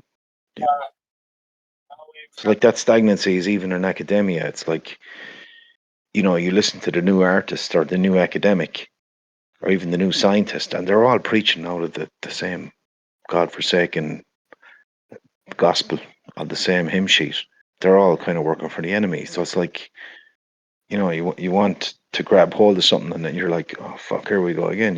It's even those books I got there, and that plasma kind of science stuff. And as you were saying, they're all connected with I can't remember the guy's name. Do you remember, Silas? You mentioned they were connected back with that. Oh, he's a Jewish science guy that originally wrote books Sitchin. about plasma. The Dean Zachary Sitchin, Sitchin, yeah, yeah. Sitchin. So I was reading this book, and I said, this is very interesting. Next thing, hang on a minute, some of this is very, like, it's a bit nebulous as well. Like, it never really, like, you're reading it and it's talking about something, but it never really nails it to the mast and hits you with a point. And after you've read about 150 pages, you realize you've kind of learned nothing. You've a few loose grasps of kind of floaty concepts, but it never nailed anything home. And I find this an awful lot with content nowadays. It's like all stuff you read, and it's like you could spend a lot of time looking into something, and once you step back from it and ask yourself, well, what have I learned? And you're going, well, what I've learned, I could write it on the back of a cigarette box. It's like, there's a lot of hot air in a lot of kind of content and scientific stuff that you read, and anything that's kind of mass, as Bregan was saying there, that's in the media, and you can dig into it. And it's like the thing with the scientists that are supposedly disappearing or whatever. You can read into it and you can, chew the fat in it, but are you going to get anywhere? Like, you could spend hours on the stuff, and you know what I mean? It's to try and get anything that's concrete is very, very, very difficult. Like, I mean, if you're going to get the information out, it's going to be through an influencer or something anyway. Yeah, exactly. Yeah. If not your own. Yeah. How can you get, like, as they say, situational awareness if it's so much compromised information out there? And I think they know that, like, they know that that's what they're at. And once they have you in that kind of a state of a tailspin, then they'll just hit you with more bullshit narratives, and you'll end up clinging to the bullshit narratives about the alien plasma invasion because you don't have anything else. If you don't have anything to grab onto, yes. Yeah. But that's why I think is a fucking challenging thing, man. It's time to get back to Mama's humble homemade apple pie, because everything else seems to be, compromised. Yeah, we have to begin generating our own culture. That's the only way. Yeah. It's and, Yeah. I mean, it's very, very difficult for people because a lot of the maybe Gen X, even myself, older millennials or young millennials / Gen Z, which is what I am. They look back on these periods of time, such as perhaps Elton John, Elvis, and rock and roll, and they see it as a sort of bygone age, of a bygone golden age. But I mean, fundamentally, these things were they were products of their time, yeah, and of course they're products now of our sort of Frozen-esque cultural experiment, but these things weren't necessarily authentic in and of themselves. And I mean, one example Yeah. is as well. I've noticed you've also levied criticism against the Irish traditional music as well. Yeah. In the past, which is that Absolutely. you've stated that it's sort of just always, and I by the way, I also hold this regarding Scottish traditional music, which is that the traditions never, I mean, of course, it's part of the definition of tradition, it never changes, but I mean, the traditional music itself, there's no room for any new or No, novel expression. It's it's a just, death cult. it's a death cult. So It's yeah, horrible. It's fucking horrible. I yeah, mean, look, fair enough. If you come over and you're on holidays from America or Australia or somewhere to the old country, Ireland, right, and you walk into a bar and you're drinking a pint of Guinness, you're going to think it's the best thing ever. after 2 or 3 beers, and you're sitting, hey, it's great, man, But if you're living here and you see it up close and personal and how dead it is and it cannot move, no one who plays this music can write any of the music. They play a bunch of tunes that are already pre-written, jigs and reels. They play them, they do minor variations here and there, minor stylistic stuff, and they're held up as gods and goddesses. And it's just like, I was talking to someone last night about it, and they're like, it's horrific. Like, Ireland is a particularly fucked up country. Like, it really, really is. Ireland is an open air psychiatric institution. We are sort of Operation Phoenix. Like what happened in Vietnam, we're like 700 years of that here. Yeah, 700 years of the same shit. Yeah, we're hollowed out, eviscerated.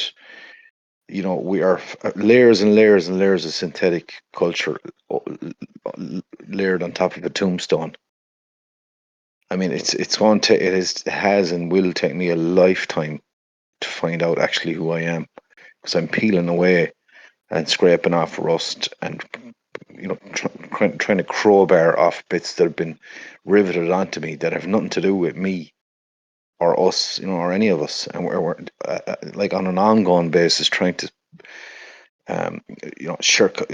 get this crucifix off our back. And it's the same. It's not just us. It's the same everywhere. America has it as well.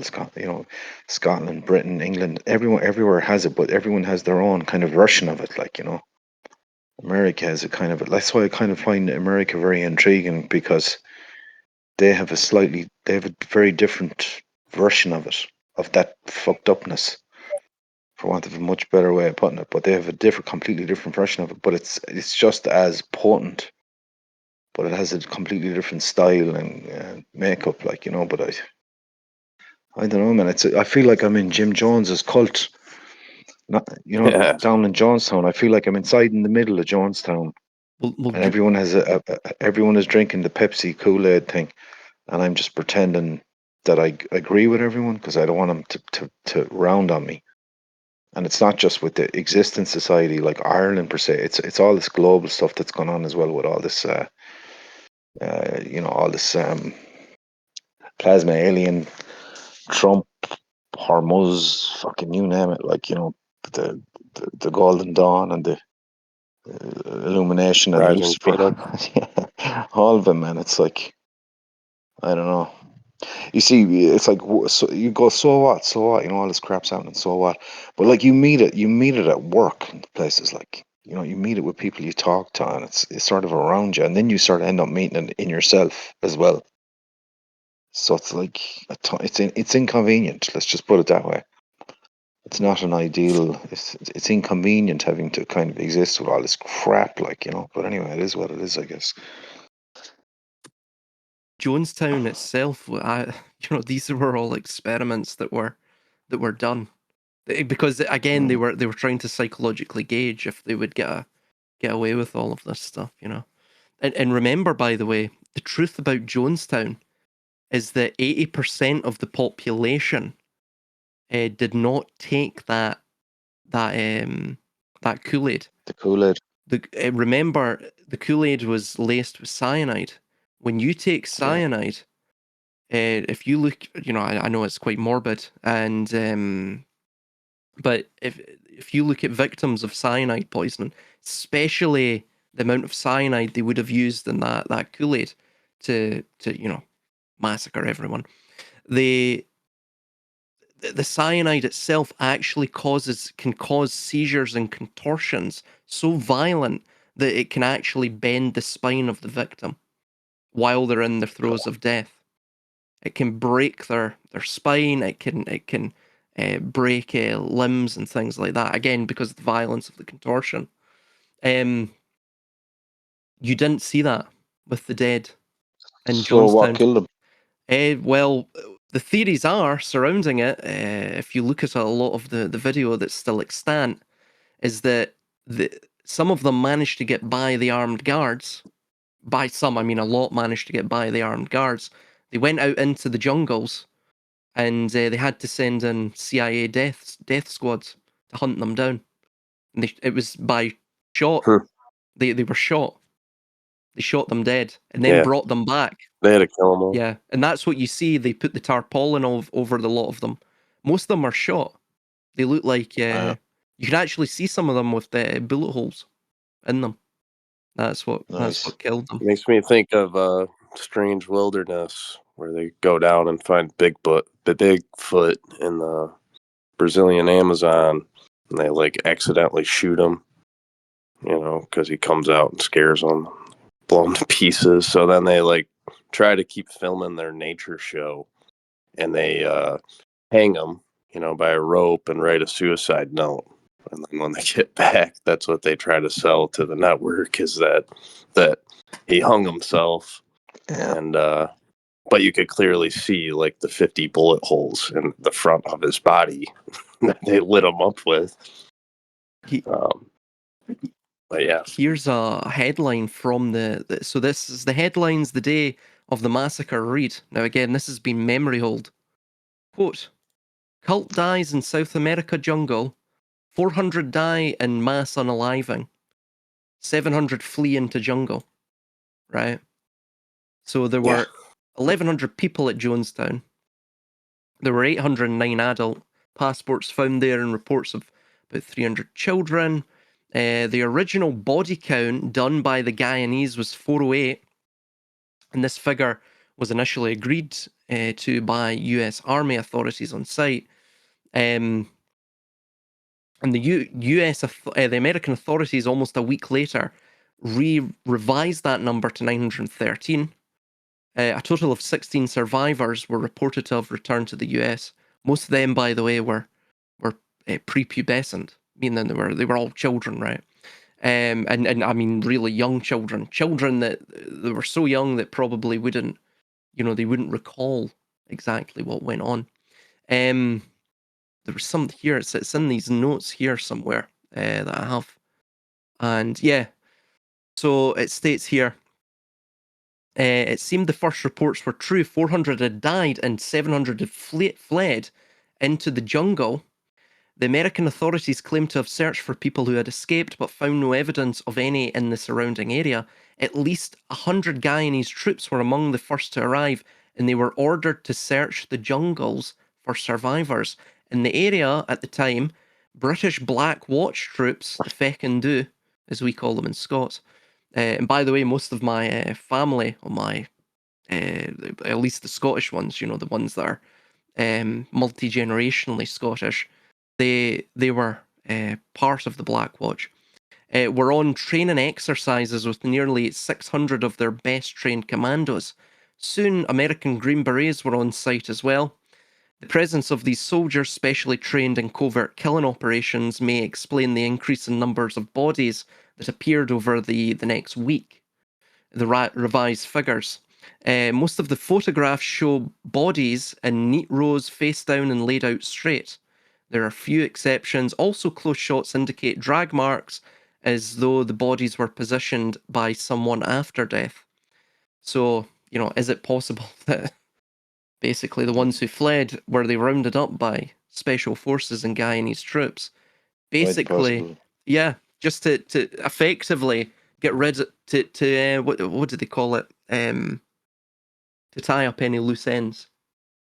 Yeah. Because remember, Jones himself, Jim Jones, was CIA. I mean, this these sets of notes are from Charles Giuliani, but there's more information that I've seen online that goes even beyond these notes. But these notes are really good, and he goes through all the way through this, pardon, the connections between Jim Jones and the CIA, and it literally is. It's not compelling. It's incontestable. Yeah. So these things, these religious cults, like Charlie Manson as well. the Manson cult was the cult. same. Yeah, what was that? The Hate Ashbury. That whole thing. Timothy Leary. Yeah. This was all leading to what we are Tune in, now. drop out. Yeah. Tune in, drop out. This is. Yeah. I got the book the other day. Oh, nice. Did you? Yeah, it was just on a shelf at a random store. I got a whole bunch of them. Timothy Leary, and there's a couple other groups. I have a few books from that time. Yeah. I know that I was telling what you call him, Eli Lilly, the big pharma place in Ireland here, not too far from here, but they made the LSD for that whole movement, for the whole, basically the 60s, the so-called counterculture revolution, which was a mass inculcation of the American public with a power structure drugs to try and scramble their brains. It was labeled as freedom. Here, man, let's be That's free. why I posted those 2 videos in the video section of the hub. One is Sam Hyde, and it's a whole bunch of clips of various things from him. It's called America Poisoning the Well. Yeah, I saw a little bit of that. Yeah, And then the one right before it with Tim Dillon and his stuff with AI and Trump. yeah, To me, those are the 2 things. That's drugs and culture. That's the things that they claim that, they built these task force, Yeah. right? Drug wars, the culture wars. And yeah, we have these entire departments here in the United States that function in that. That was the start of like the DEI rainbow stuff to yeah, me. yeah, That's where it actually rooted out of. And it was known that it was all going to develop into these things eventually. And all the hidden CIA people, like they were doing plastic surgery back in the 40s and 50s, yeah. you know? So like all of this plastic and Silicon Valley and all that kind of stuff was like exploding at that time in the Do you know government what's sectors. crazy as well? The whole hippie movement, and even Jim Jones in Jonestown, they also used the rainbow quite a lot. And Yeah. by the way, Yeah. here's one for you. That this will. So this is Jim Jones. This is this Jonestown thing. This will blow your mind. So indications of deaths from a cause other than cyanide poisoning. What are the evidence? What's the evidence of this? Dr. Mutu, the top Guyanese pathologist, was at Jonestown within hours after the massacre. Refusing the assistance of US pathologists, he accompanied the teams that counted the dead, examined the bodies, and worked to identify the deceased. While the American press screamed about the Kool-Aid suicides, Dr. Mutu was reaching a much different conclusion. There are certain signs or indicators that cyanide poisoning leaves behind to clearly indicate that the poison was the cause of death. But let's first look at how cyanide kills people. The poison blocks the messages from the brain to the muscles by changing body chemistry in the central nervous system. Even the involuntary functions, like breathing and one's heartbeat, gets mixed neural signals. It is a painful death. Breaths coming in spurts. The other muscles spasm with limbs twisting and contorting. The facial muscles draw back into a deadly grin called cyanide rictus. All these telling signs were absent in a good many of the Jonestown dead. Limbs were mostly limp and relaxed, and the few visible faces showed no sign of distortion. Instead, Dr. Mutu found fresh needle marks at the back of the left shoulder blades of 80 to 90% of the victims. Others had been shot or strangled. One survivor reported that those who resisted were forced by armed guards to take the poison. The gun that reportedly shot Jim Jones was lying nearly 200 feet from his body, not a likely unaliving weapon. Chief Medical Examiner Mutu testified to the Guyanese grand jury investigating Jonestown, which led to their conclusion that all but 3 of the people were murdered by persons unknown, and only 2 had committed unaliving, they said. Several pictures show gunshot wounds on some of the bodies as well, but in spite of all of this, the US Army spokesman, Lieutenant Colonel Schuler, who, by the way, is also a dual citizen, Israeli, American, he's Jewish, of course, said, quote, "No autopsies are needed. The cause of death is not an issue here." And the forensic doctors who later did autopsies at Dover, Delaware, were never made aware of Dr. Mutu's findings. So literally, the American government said, probably sent in Green Berets, probably also British commandos as well, and hunted those people down along with Guyanese troops because they were also involved, and killed every single one of them, basically to put an end to the experiment. Also, as well, there was another reason because I think Jones was getting a bit he was going off script. It goes into it in these notes here, but basically he was going totally off script, and the thing was basically getting out of control. It was something to do with congressional member Leo Ryan. But anyway, yeah, it's Ryan. Several reports. What was the story with Ryan? So it says here, a fanatic religious leader. I'll just read it. Fanatic religious leader in California led a multiracial community into the jungles of remote Guyana to establish a socialist utopia. The People's Temple Jones Church was in the heart of San Francisco and drew poor people, social activists, blacks and Hispanics, young and old. Message was racial harmony, blah, blah, blah, blah, blah. Hold on, I'm trying to get to the main crux, the meat and potatoes of this. Jim Jones claimed that the exposés were attacks. Oh, here we go. So even before they left for the Jonestown site, the leaders of the People's Temple became the subjects of local scandal in the news. This was back in America, in California. Jim Jones claimed that these exposés were attacks amounting to religious persecution, and he used them as an excuse to move most of the members to Guyana. But disturbing reports continued to surround Jones, and they soon came to the attention of congressional members like Leo Ryan. Stories of beatings, kidnapping, SA, and mysterious deaths leaked out into the press. Ryan decided to go to Guyana and investigate the situation for himself, and it was there that the nightmare began. Isolated on the tiny airstrip at Port Ketuma, Ryan and several reporters in his group were murdered. Then came the almost unbelievable White Night, a mass unaliving pact of the Jonestown camp. A good deal of the community, made up of mostly of blacks and women, drank cyanide, blah, blah, blah. We've read this. So Leo Ryan was murdered, but there's something, basically they wanted him out the way. Where is it? Hold on. Somewhere in these notes. These notes are like 29 pages long, so I might not be able to find them, but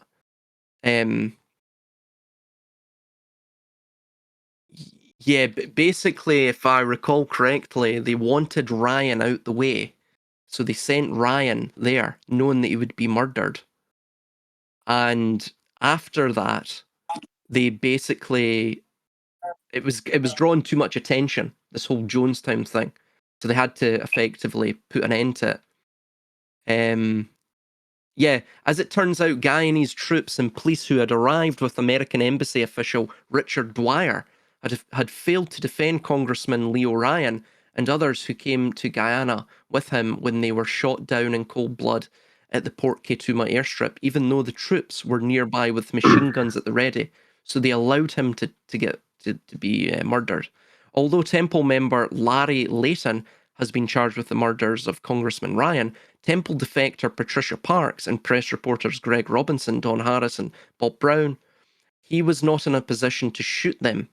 Blocked from boarding Ryan's twin-engine Otter, he had entered another plane nearby. Once inside, he pulled out a gun and wounded 2 Temple followers before being disarmed. The others were clearly killed by armed men who descended from a tractor trailer at the scene. Witnesses described them as zombies walking mechanically without emotion and looking through you, not at you, as they murdered.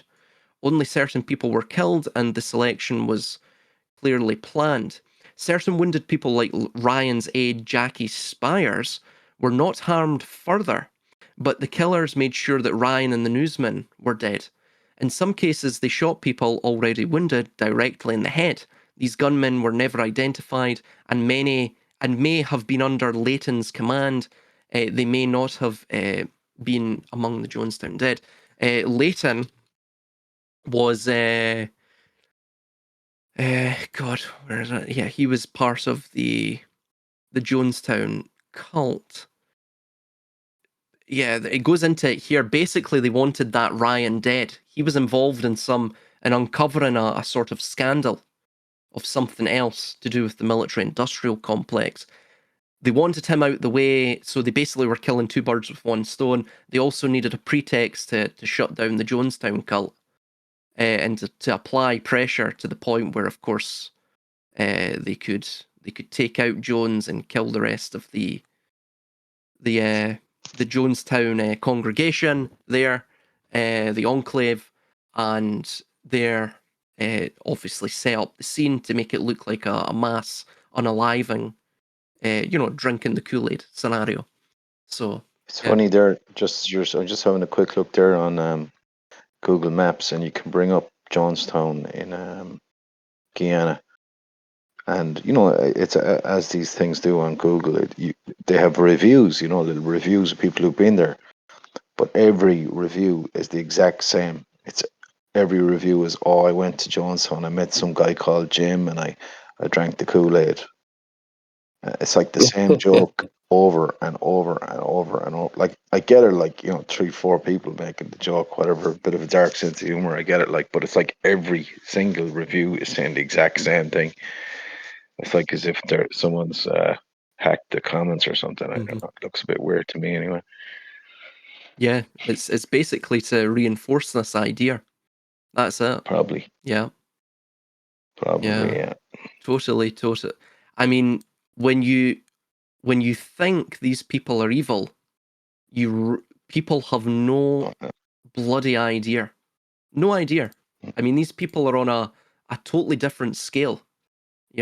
It's Ted Bundy level. Oh yeah. Oh geez. Well, Ted Bundy looks like a saint compared to these people. I mean, these people are just like, even the devil looks at them and grows like well, not even envious, but he grows. He shakes with terror, just at the evil that they're committing. Yeah. Yeah. Okay, gents, I Yeah. gotta. Great Close out. chatting to you. Yeah, Take man. care. Take care, man. Have a good one. Bye. All right. Good night. Right. Good Good night. talk, man. Good talk. Cheers, man. Bye-bye. Take it easy. Good night. I'm gonna head off as well, Reagan. Oh, it's all good, man. I'm just at work. Catch up on some videos all night. Maybe catch a nap. Who knows? Yeah. But we'll catch up later this week. Yeah, man. Yeah, well, I think me and Zeal are doing a discussion tomorrow. So if you want to join, man, just go ahead. Yeah, dude. Right, man. Yeah, I got work tomorrow night too, so just same routine. So I can get on, and I'll just have to pop off in the middle. Yeah.